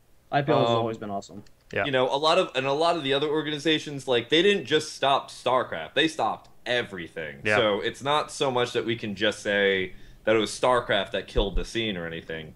I mean, Playhem, yeah, that would have died, but guess what? Playhem was already dead. And I think in a lot of ways, because of how the Challenger Series works for WCS, it actually allows people to get a little bit more of a spotlight. And as long as you actually keep getting better, you're going to get up there. And I think it's building into this. I think the Challenger Series just needs a lot more promotion than it was getting. But I think WCS is really good, and it also feeds into main events a lot more. It like does. Other It does main events, now. like It does ESL, like DreamHack, like all those. You get the WCS points. Yep. LCS doesn't let you do that, I don't think. So That's I to the same extent. I think WCS is a much better format as well as rule set wise, but that's just me. I think a nice middle ground between the two, WCS and LCS, would be ideal. The region locking is the big thing, which StarCraft just got done doing, so we could obviously eventually see that. I think the original question, though, was when do we think that could happen, or that's what brought it up. I don't see that happening in 2015. It's something I want for Heroes, obviously, because that would just, like, as a member of, like, just the scene, that would be awesome to have high-quality production with the top teams playing consistently in all the regions, but I don't think we'll see it anytime soon. Are you telling me my quality of production isn't high enough for you, Jared? It's high enough for an alpha. Damn. It's higher than BlizzCon. Oh man. Oh, such compliments. Such compliments. Kidding. Rip play him. I just had to throw All right. We have Trickslayer and Unctuous both in chat. Play him veterans. So Yeah. Both awesome guys. So Granted, it's Rodan at BlizzCon too. So Yeah. Play him. all right. Let's close out this topic. Quarter 1, quarter 2, quarter 3, quarter 4. Cooby. For what exactly? 2015. What? When you think the first major land will be? It's gonna be late summer, whatever quarter you want to put that Three. in. 3. That would be 3. Kev. I'm gonna have to go with. Actually, I'm gonna be really optimistic. I'm gonna say quarter 2. Jared. I'm not just saying that because Kev said it. I was gonna say quarter 2 too. Quarter 2 is my guess as well. Cooby. 2-2. Yep. 2-2. 2-2. Alrighty, moving on to the early game discussion. What about the early? Now- You should ask us a question. Yeah, Yeah, I know. you're the one that I'm picked this collecting. topic. I Why was don't you changing the take graphic. it? I was changing the graphic. and collecting my thoughts. All right, fine. Under the bus. Let So- me start this discussion. Okay, Now, good. screw you, Jake. Good. I'm starting this discussion. Zoya made me. All right, here we go, ladies and gentlemen. Buckle your seatbelts because I'm about to take your ears for the rides of their lives. Now, in the beginning of the game, getting a kill done or Kill for done. the enemy team merits a very small reward. Obviously, a wave is much more. So, what's better? Is there an actual advantage to getting kills and being offensive in the early game? or is it better just to sit back and be defensive and soak your lanes? Now, I'm gonna.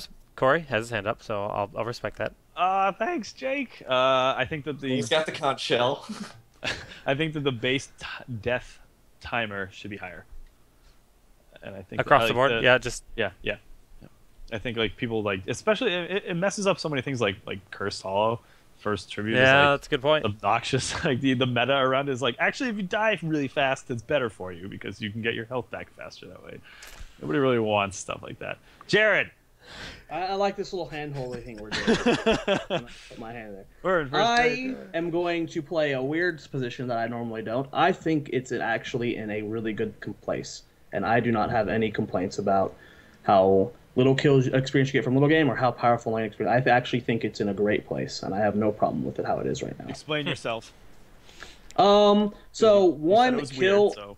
We've talked about how like one kill is not impactful. But when you look at a game where SMG gets 5 kills or 10 kills, while still managing to soak most of the lanes, they'll have a good lead from that. So obviously, it's not like one kill in League of Legends. It's like, oh, we gave up an early kill in top lane, now I lose top. But in Heroes, it's not that extreme, which is fine. But it doesn't mean that like early gank comps and stuff can't work. When we look at like a game where across all the lanes, there's like 3 kills by like the 4-minute mark, and the experience is like that much different. That's fine. But if you're actually running a super hyper aggressive comp, like we saw SMG versus Team Dream State, when they had like a 10 kill lead early on, it was noticeable.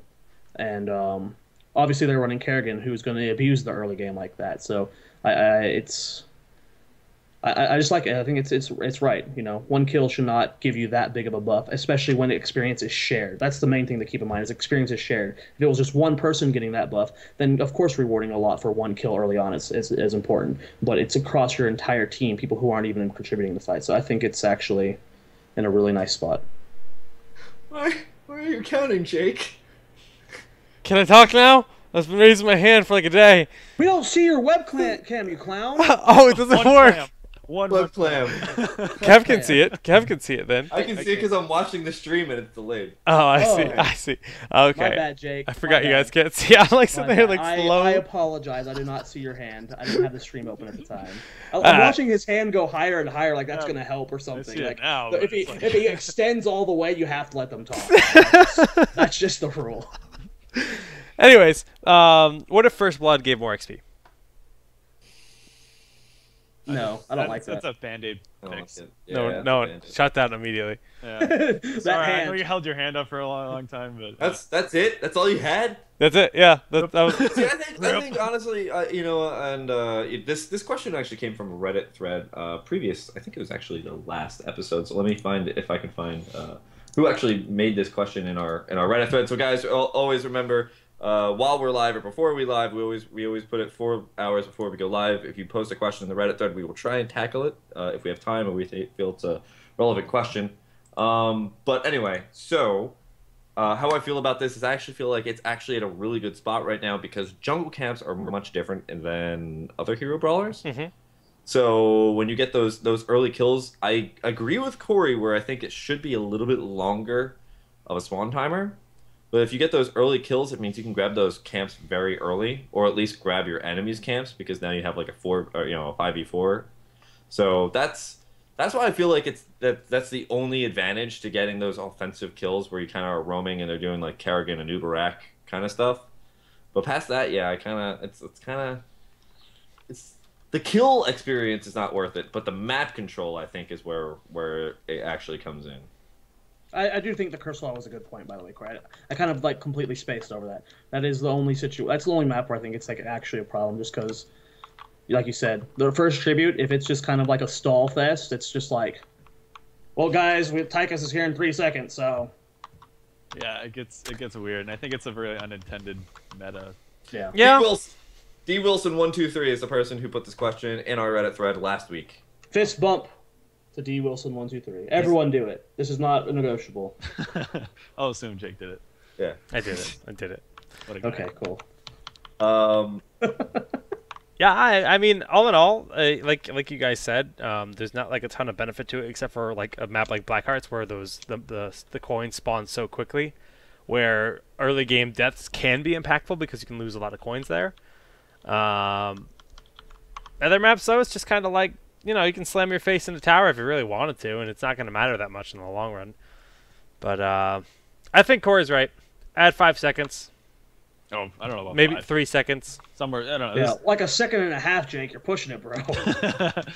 Yeah. But actually, 5 might be. I don't know. It's hard to. I'd have to look at situations to see what it's hard to balance that because that's really only one map that's a problem. So like, no, but like if you are specifically running a gank comp where you're giving up the opportunity to like maybe jungle early or something, and you do get the kills, you should be rewarded with a little more map control than you get right now.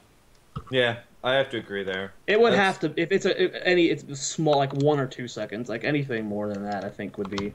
I think 2 seconds is really good. Maybe 3 seconds, because I think two to 3 seconds. That's a good enough amount of time that if you have like 2 people, and you know, like now you can confidently take that one jungle camp. You know, you get that 1 kill, you can now take that jungle camp in 2 to 3 seconds less. That makes sense. Yeah, I agree. I mean, it could be they might be coming from just like an overall design perspective, where they're like, well, we just like people jumping into the game for the first time. They don't want to like, I don't know, feel really super punished. They might be looking at it from like a really lower end play perspective. It's hard to know why they have that reasoning for it. But I personally, just to see better changes for the high end meta, would like to see the extra death timer. But Scolarian puts an interesting point in the chat here. Would you guys be fine with different death timer lengths based on the size of the map? From a competitive perspective, yes, but from a casual perspective, that's too confusing for newer players and could lead to weird things. Yeah, good point. I think that's not good for the game on a whole. You know, if you look at StarCraft 2 strategy, or just StarCraft strategy in general, like you have different timings for different maps, you have different timings for, you know, what build you're doing and stuff. That's all things the pros, you know, keep in mind. But for a newer player, that's like really intense. I'm not saying that's on the same level as this game, but yeah. Blizzard's always been very clear from the start. They want everything to be very simple. Yeah, good point. That's actually, you know, it just shuts it down immediately when you think about it. Their entire game design philosophy behind the game makes sense. And yeah, I mean, honestly, besides that, I don't think I have any of the points I really want to talk about in the early game discussion. It really just comes down to the death timers and the fact that you can just throw your face at a wall. The first death means almost nothing. Like, I don't have any experience with League and Dota, really, but that first death can mean quite a bit, if I'm not mistaken. Right? Like, if you die first, and then... But a lot of that comes down to the fact that League and Dota don't have shared levels per team. And losing first blood in your lane means you're going to be individually behind in your lane. And that affects the game more so than something like Heroes of the Storm. Am I correct? I think that's safe to say. I'm looking at these two guys. I don't. Yeah, we don't play the other MOBAs, so that's why. What was the question? Oh, how much of an effect is the first? I mean, death just comparatively, in League. First death in League, you die in your lane, and then actually, it's really big in League of Legends because that's a possible Doran's item, or that's possible no specifics even considered. Just you're losing XP in that lane. You're individually now weaker in your lane, and it impacts the entire game around that. Whereas Heroes and every 4 levels is impactful in Heroes. It's fair to bring up items. Every single level. I guess it's fair to bring up items because you can just compare it to talents. That's it fair. gets you to that talent faster. Like, all right. But other than that, there's also, you know, first kill could also be something like getting, if it's early enough, it could be stopping a red. It could be or jungle or something. So it could be a lot. I mean, generally, yeah, first death can be a lot. So on the point of jungle, in Heroes, you know, early game deaths don't really mean a lot. So meaning, in that sense, early game kills aren't worth a lot. At most, there's only 3 lanes. Is it worth having people go in the jungle early on and getting those giants on certain maps? And do you think that that's something that's not necessarily utilized at the full potential yet? Well, I don't think no, we saw who did we see do that? Fnatic during BlizzCon. It happens occasionally. The thing is though, like when everybody's sitting in a lane, how do I want to word this? When everybody's sitting in a lane, it's really difficult to actually make those giants do a lot. Or knights, because everybody's just there. The only time that jungle camps I find really do a lot for a lane is when nobody wants to be there or nobody is there. Is that unfair to say? No. Depends on the heroes. Depends. Yeah, that's true. If you have like a Vala behind it and she's just like throwing multi-shots down the whole time, it's annoying to poke out past your gate to try to take the giants out. That's true. But if you have like a melee hero, it's like you're not really getting much done with it. Yeah. Well, I mean, that's when you need something like a roamer that needs to go deal with that. You know, like if you have like 2-1-2 and something's pushing mid, you need to swap down somebody down there to deal with it. But I feel like jungle camps don't really do a ton in the early game. I think it's more so just denying your enemy the ability of taking those jungle camps when they want to, like haunted mines or something like that, like stopping them from getting those giants. The defensive. Taking their giants early game on mines is a huge play. Oh my goodness! And we're taking off. Jared's computer has initiated its thrusters, and we have just landed on a comet. Yeah, so that's where I kind of feel like. Oh, there's the lampshade. The magical lampshade. Corey's dead. Corey's gone. Keep talking. I don't feel like the jungle camps do a lot, and that's why I kind of thought this question was a little bit interesting, because surely if you, and don't call me Shirley, get the airplane. You guys are killing me today. I'm sorry. When you get that early kill and maybe you turn it into an early set of jungle camps, I don't feel like it's a massive improvement, especially if it takes you like 2 people to go get that and you can possibly get enclosed on and lose those 2 people. So you get 1 person, right, and you maybe get a little bit of lane dominance and maybe a little bit of an experience boost, but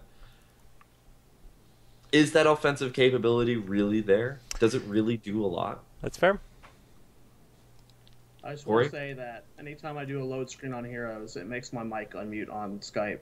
I'm doing heroes, bro. We're trying to have a discussion. I was closing out. I had that replay open the entire time. It was like, oh, I'm just gonna close out. I don't know. I just closed out of it, and then, yeah, sorry. Just Zoya computer things. Yeah, my bad, guys. Well, I have nothing else to say on this discussion. Are we good? I'm good. What was the discussion again? Oh my goodness. I feel like just go sit in the corner. I feel like we just need to like kind of just watch it over time, and I thought it was a really cool question to think about, or at least talk it is. Yeah, no. It's definitely something worth. It was a better discussion than I thought it would have been. It was good. Yeah. Good work, Kevin. Thumbs up to you, friend. We are at our final segment here, guys. It is a segment that may or may not need an introduction. Jared? Roommate sleeping. I'll do the dance. Someone else do the scream. Your roommate sleeping? You can't do it? This is making me sad. I can't do the scream. Kev, you want to do it? Cooby's questions. I got yelled at the last time I screamed. You got yelled at. Do we have the graphic? I can't see. Oh, yeah, we do. Okay, excellent. Excellent. All right, so... Did we overlap, Cooby? Oh, yeah. Did we overlap? No. Well, no, not really. Oh my god, I'm seeing it on the replay. It's obnoxious and I love it. Okay, so the whole point of that discussion that we came through was big thing. Hey, soaking lane's pretty important. Aside from that, being a good laner is important in the beginning game, because up to level 10, soaking is the name of the game. So I want to hear you guys' thoughts. Who are the best solo laners? And why? And what makes you a good laner? Chen. Tyrael, I disagree. Tyrael, are you kidding? Tyrael and Chen. Did you just say Tyrael's bad at solo laning? Did you actually just say that Tyrael's bad at solo laning? I don't like Tyrael as a solo lane. Do you even play this game? I don't. I don't like him as a solo lane. I play a lot of Tyrael. You don't play enough good Tyrael then. You can put Tyrael in a solo lane. I can completely agree with you, but you will run out of mana pretty quick unless you back a lot. Go ahead, play Tyrael. We're not supposed to go ham in the lane. You're there just soaking. Yeah. That's why Tyrael and Chen are best solo laners. I agree. Solo laner's not there to like get kills and stuff. They're not supposed to go they're there to live. It's not that. It's a good solo laner can clear wave when he needs to and push a lane, or can soak when he needs to let the lane push. And Tyrael is going to outlane a Vala, a Falstad, Tyrael outlanes everyone but Zagara and Shen, probably. Yes. I don't like him as a solo lane. You know who can actually do pretty good against Tyrael? He does a lot of damage, but I've seen Hammer lane well against Tyrael, actually. Well, Hammer is like just nuts against everybody. Though, yeah. So. Anybody who's got if a team's got smarts, like they'll put a sustained hero against a Tyrael, and Tyrael will just run out of mana. No, I disagree with you 100%. Okay. Yeah. Wow. I feel Opposite like of Jake. Disagree 100%. No one goes, oh, it's a Tyrael, let's shut him down in lane. Like, you just let him soak like a Chen. You don't like, oh, Chen's top lane, guys, let's send 3 people up there so we can push him. No, you just let your other dumb hero, like, soak against him. That's what we see all the time is Tyrael versus Chen in top lane because they're the best soakers, and they're not going to die if they get ganked. It's such a common, matchup in lanes. I feel like it's really misusing what Tyrael could be good for.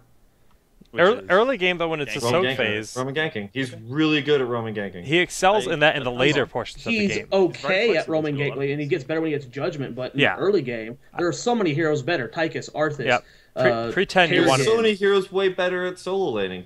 Tassadar, Falstad, Zagara. I think Zagara is probably the best solo laner when it comes to just her raw damage output and her ability to push a lane. She has the same problem, though, doesn't she? Well, no, Zagara's never in a solo lane. No one ever, like, as soon as you see Zagara in a lane, you react and you send people against her to stop her from solo pushing. She's never a solo lane. Yeah. We're talking about just specifically solo laners. Zagara is not a solo lane. And if they let Zagara solo lane, they're making a massive mistake. Really, Tassadar and Falstad. Sorry, just to interrupt. Just because I'm looking at the hero list right now. I think it's tied pretty much between Tyrael and Chen.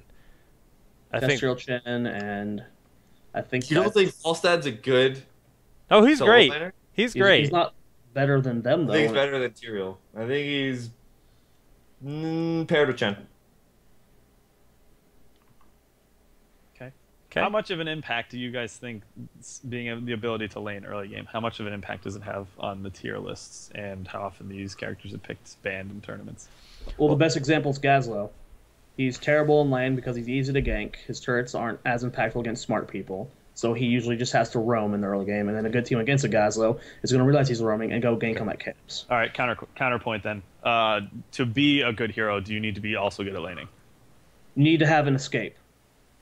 No. You don't need an escape.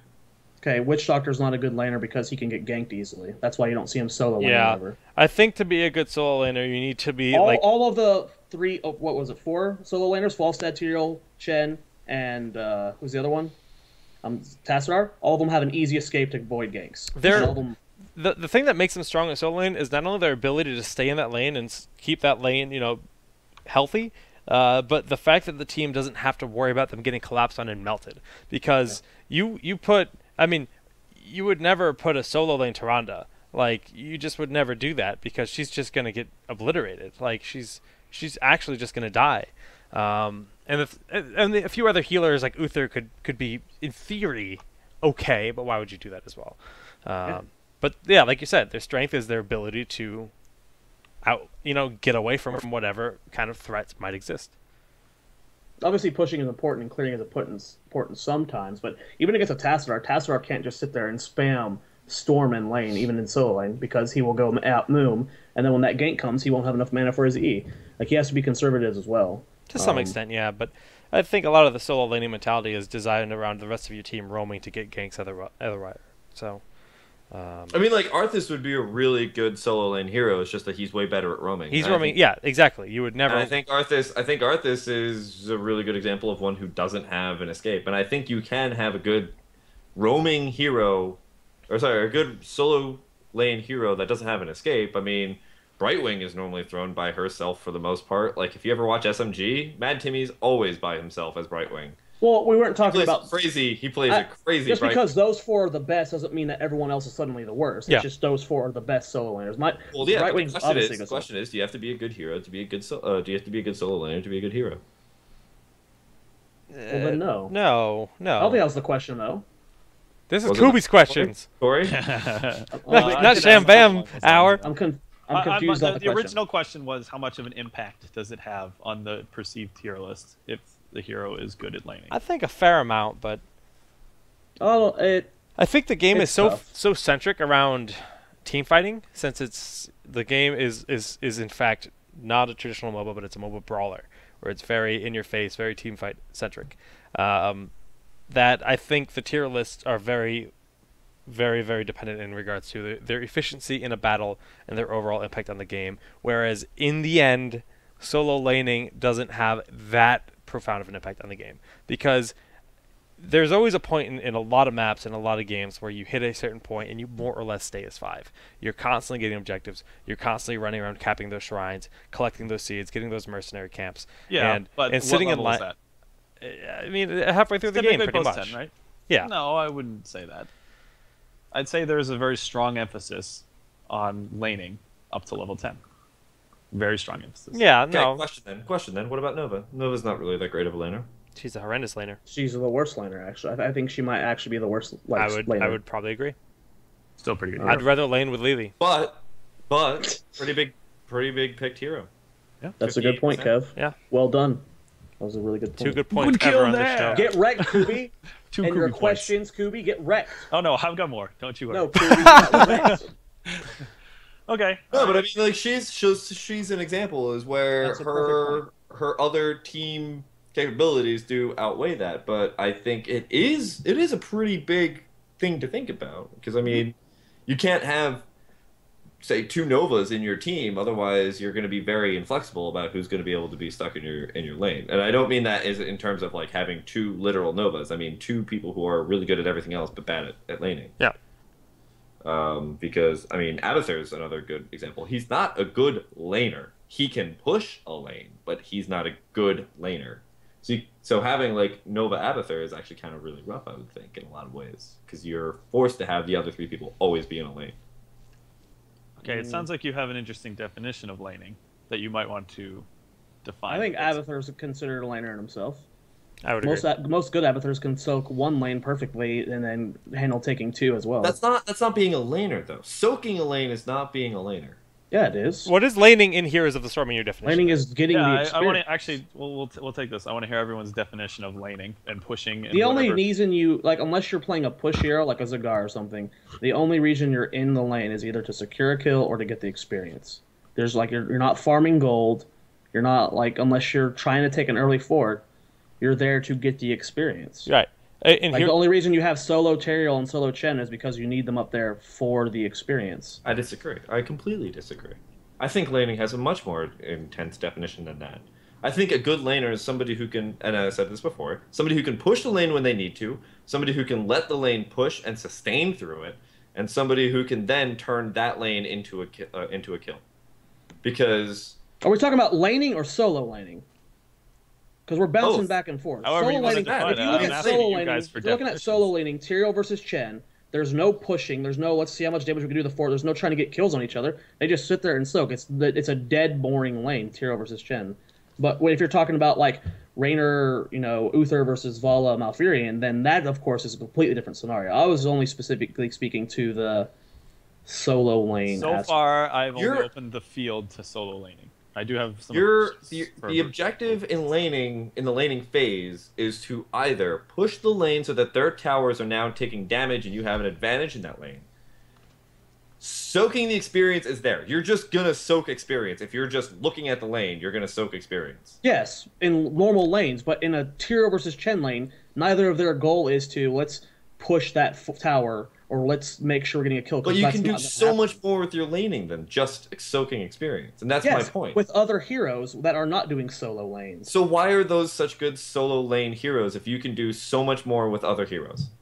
Because they're A, great in team fights later on. B, they're That's not That's not the question. That's not the question. Why are they great such solo laners when they can't do anything like push a lane or they can't set up the lane for a gank? Because the game is so no opposite. There's no chance of them dying. When do you Right. ever see a good Chen or a Tyrael feeding in the early game, even against a 3-man I can gank? play Zagara and never die.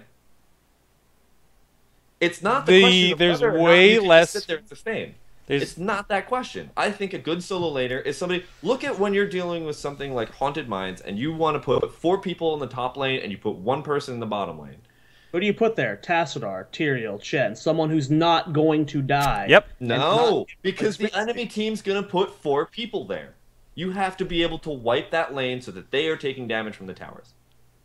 Tassadar, Falstad, 2 really great examples. That's a completely different map though. That's Haunted Mines. That's very map dependent. That Tassadar and Falstad are great. That's the point. You need to be able to do what you need to do in that lane in order to keep that lane alive. If you had a Chen, Dragon Shrine, Cursed Hollow, Haunted Mines, Garden of Terror. Who do you put in the solo lane? Tyrael, Chen, Tassadar. Who's the other one? Falstad. They're not there to set up games. One laner against even 3 heroes. If you have to deal with 3 heroes, you have to hold that lane and make sure that those creeps do not reach your towers. Hold on a second. We don't see a 3-1 split though. Whenever there's a 3-man push, guess what's the counter to it? My hand's being raised. My hand's being raised real hard right now. You guys, you just brought up the point of map dependency, and you talk about bottom lane at the start of Blackhearts, and that's one of those lanes where more often than less you'll see offensive solo lane hero. Hey, whose segment is this? I'm sorry. That was my next question. Okay. You're killing me. Okay. Kevin, Jared, continue. See, you look at this. They're like, I'm done. Okay. No. I think we're just kind of like dancing around each other. We're not getting, like. I have another point. We have different definitions of solo lane. There is another thing you guys haven't brought up, and that is forcing someone out of lane. You actually don't clear any of your lane, so you just wait for the creeps to meet in the middle, and then you're aggressive enough that you can push the other person outside of vision so that they can't even absorb. The range on experience is pretty big that it's hard to do that, and that's not a solo lane anymore. Like you can't just zone someone 1v1. Like I don't care what hero you're on. Like you will always be able to soak experience. I don't know about that. And when you are zoning, especially zoning that hard though, you open yourself up to get ganked. So if you're not on someone like a Tyrael or a Chen, who's not going to be able to zone out most heroes, like you're saying, they're going to get ganked and you're going to die. Well, I mean, if you're on a top lane and you have good map awareness, it might not be the option. So if you notice they're coming, then you back off, and then that person's suddenly in experience lane again. Yeah, but it doesn't matter. You've denied them experience for that time that their team has to respond, and that means that their hero can do that successfully. Wait, just give me a second. You can do that to a hero, and their team has to respond. That means you now have map control on the place where their team is not, and you did that by yourself.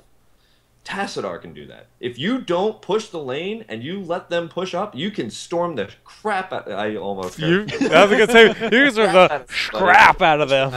Not only that, but you can shield yourself so that you don't take any damage at all, and you can force them out of lane.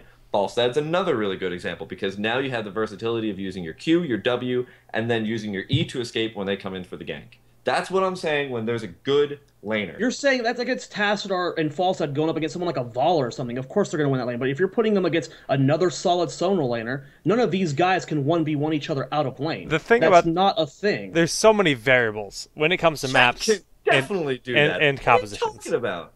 Chen cannot bully out any hero to the point that they're not getting experience soak. None of those 4 heroes... You're saying that Chen can push any hero out of lane where they're not soaking experience? Yes, he can. No, he can't. Yes, he can. Hey, you know what? Yes, he can. Which of those 4? Which of Tassadar, Tyrael, and Falstad can Chen bully out of lane? Which of those 3? Chen can definitely bully a The thing is, Chen doesn't take damage. A good Chen can just keep racking up damage onto that Falstad player while taking 0 damage because of his brew. He just flying kicks, literally does his full rotation, drinks up, gets his shield, and when the Falstad walks back in, he does it again. And guess what? If you're going that aggro against a Falstad, it's not even that aggro. It's a slow. You're going to get ganked. You open yourself up to gank. A good solo laner does not expose himself to getting ganked. That is the point of being the solo laner. It doesn't matter. Even if they come down to gank you, they then have map control over the rest of it. And guess what? Chen is tanky as hell. All right, can we get a 1v1 show match? Yo, I want a lane off. Yo, 5v1. I want a lane off. Can we do a lane off at the end of the next show, please? We can do a lane off tonight. I can't do a lane off tonight. No, we'd have to. Because you're a scrub? It'd be so good though. Next week we're doing a lane off. The only lane off hero I can play in those 4 is Falstad. You got a week to practice. I don't want to hear. I don't own Falstad. You better buy them. You better get that eSports money rolling. Oh yeah, that town hall money we're flowing with. I mean, Jake, you owe me my next $3,000, by the way. From them ad revenue. Rip. Pay me for the hotel and we'll get there. Just got shots fired. Cooby continues the questions. Lane off next week. It's happening. After that, we're going to discuss maps. I want to hear how maps play into this. Especially, I think the big one is we are already at an hour and 50 minutes. I don't think we have another. Yeah, you're probably right about that. Actually, I'll leave it up to Jake if you want to cut it off. And I don't want it because it's a good discussion. I've got more. I can continue it next week if you guys want. Let's bring up the lane meta next week. We can all sit down, have a nice week to really indulge on the topic. Cool off a little bit. And we'll make that... As long as we bring a pro who knows what they're talking about. Let's do that. Wow. All right. Well, it's a good thing you're not a pro then. I guess we need to bring in a source to help back you up, but me, I'm just good. You need your pros, I'm just go by me. Chef, how many times... Says the guy who said Tyrell's a bad solo laner. Let's just I don't like Tyrell's a solo laner. Okay. Well, I think I win off. I think most pro teams would disagree with you in that regard, but most, Jake, all of them. All of them. Jared, you guys are all right. Jared, I love you, Kev. Such entertainment. Shut up. Kev. Corey, you didn't light your candle tonight, so you're fired from the show. And fired candle. No, that was great. Oh my god. Jared's done. Guys, I just have to say, webcam's off, I'm done. Guys, I have to say that with all these puns, and that and everything, just guys, we are such a good match for each other. Wow. I'm so mad. You just ended the call on us. Was that not a strikingly good joke? Oh. Jared. Can we do shoutouts? We have 8 minutes. Jared, do your shoutouts before you die. Jared, quickly. That's the first time I've ever rage quit the show. Thanks, Kevin. You guys can follow me on IBDZoya at Twitter. I did a lot of casting this weekend, so big shout out to Steve, Jake for hosting the stream, and then Kevin Naki. It was fun casting with you this weekend. Kev, are we ever gonna do Kings of the Nexus again? No, it's done. I'm sorry. Okay. That's currently done, guys. We'll see.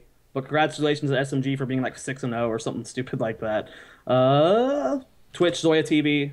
If you play on Tichondrius or a Horde in general, you can play WoW with me next week until I quit. Shout out to the 1v1 show match later on next week. I'm going to win it. And yeah, that's it. Oh, yes. Yes. I'm so excited now. Sham Bam.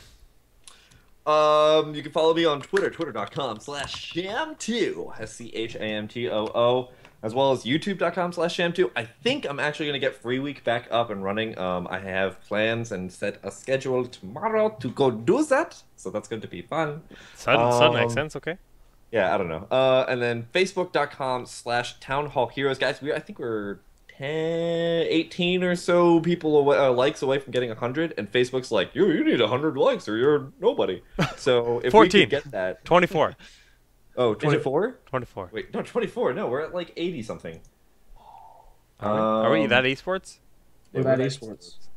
We're at 82, so we need 18 more likes. So if you're listening to this on YouTube or the iTunes or the iPods or whatever the hell you do, just do us a favor and go like us on Facebook. And I think that's it. Shout outs to Tempo and chat for being our first ever Town Hall guest. Yeah, Tempo! Where's our song? You need to write a song about Cooby's questions.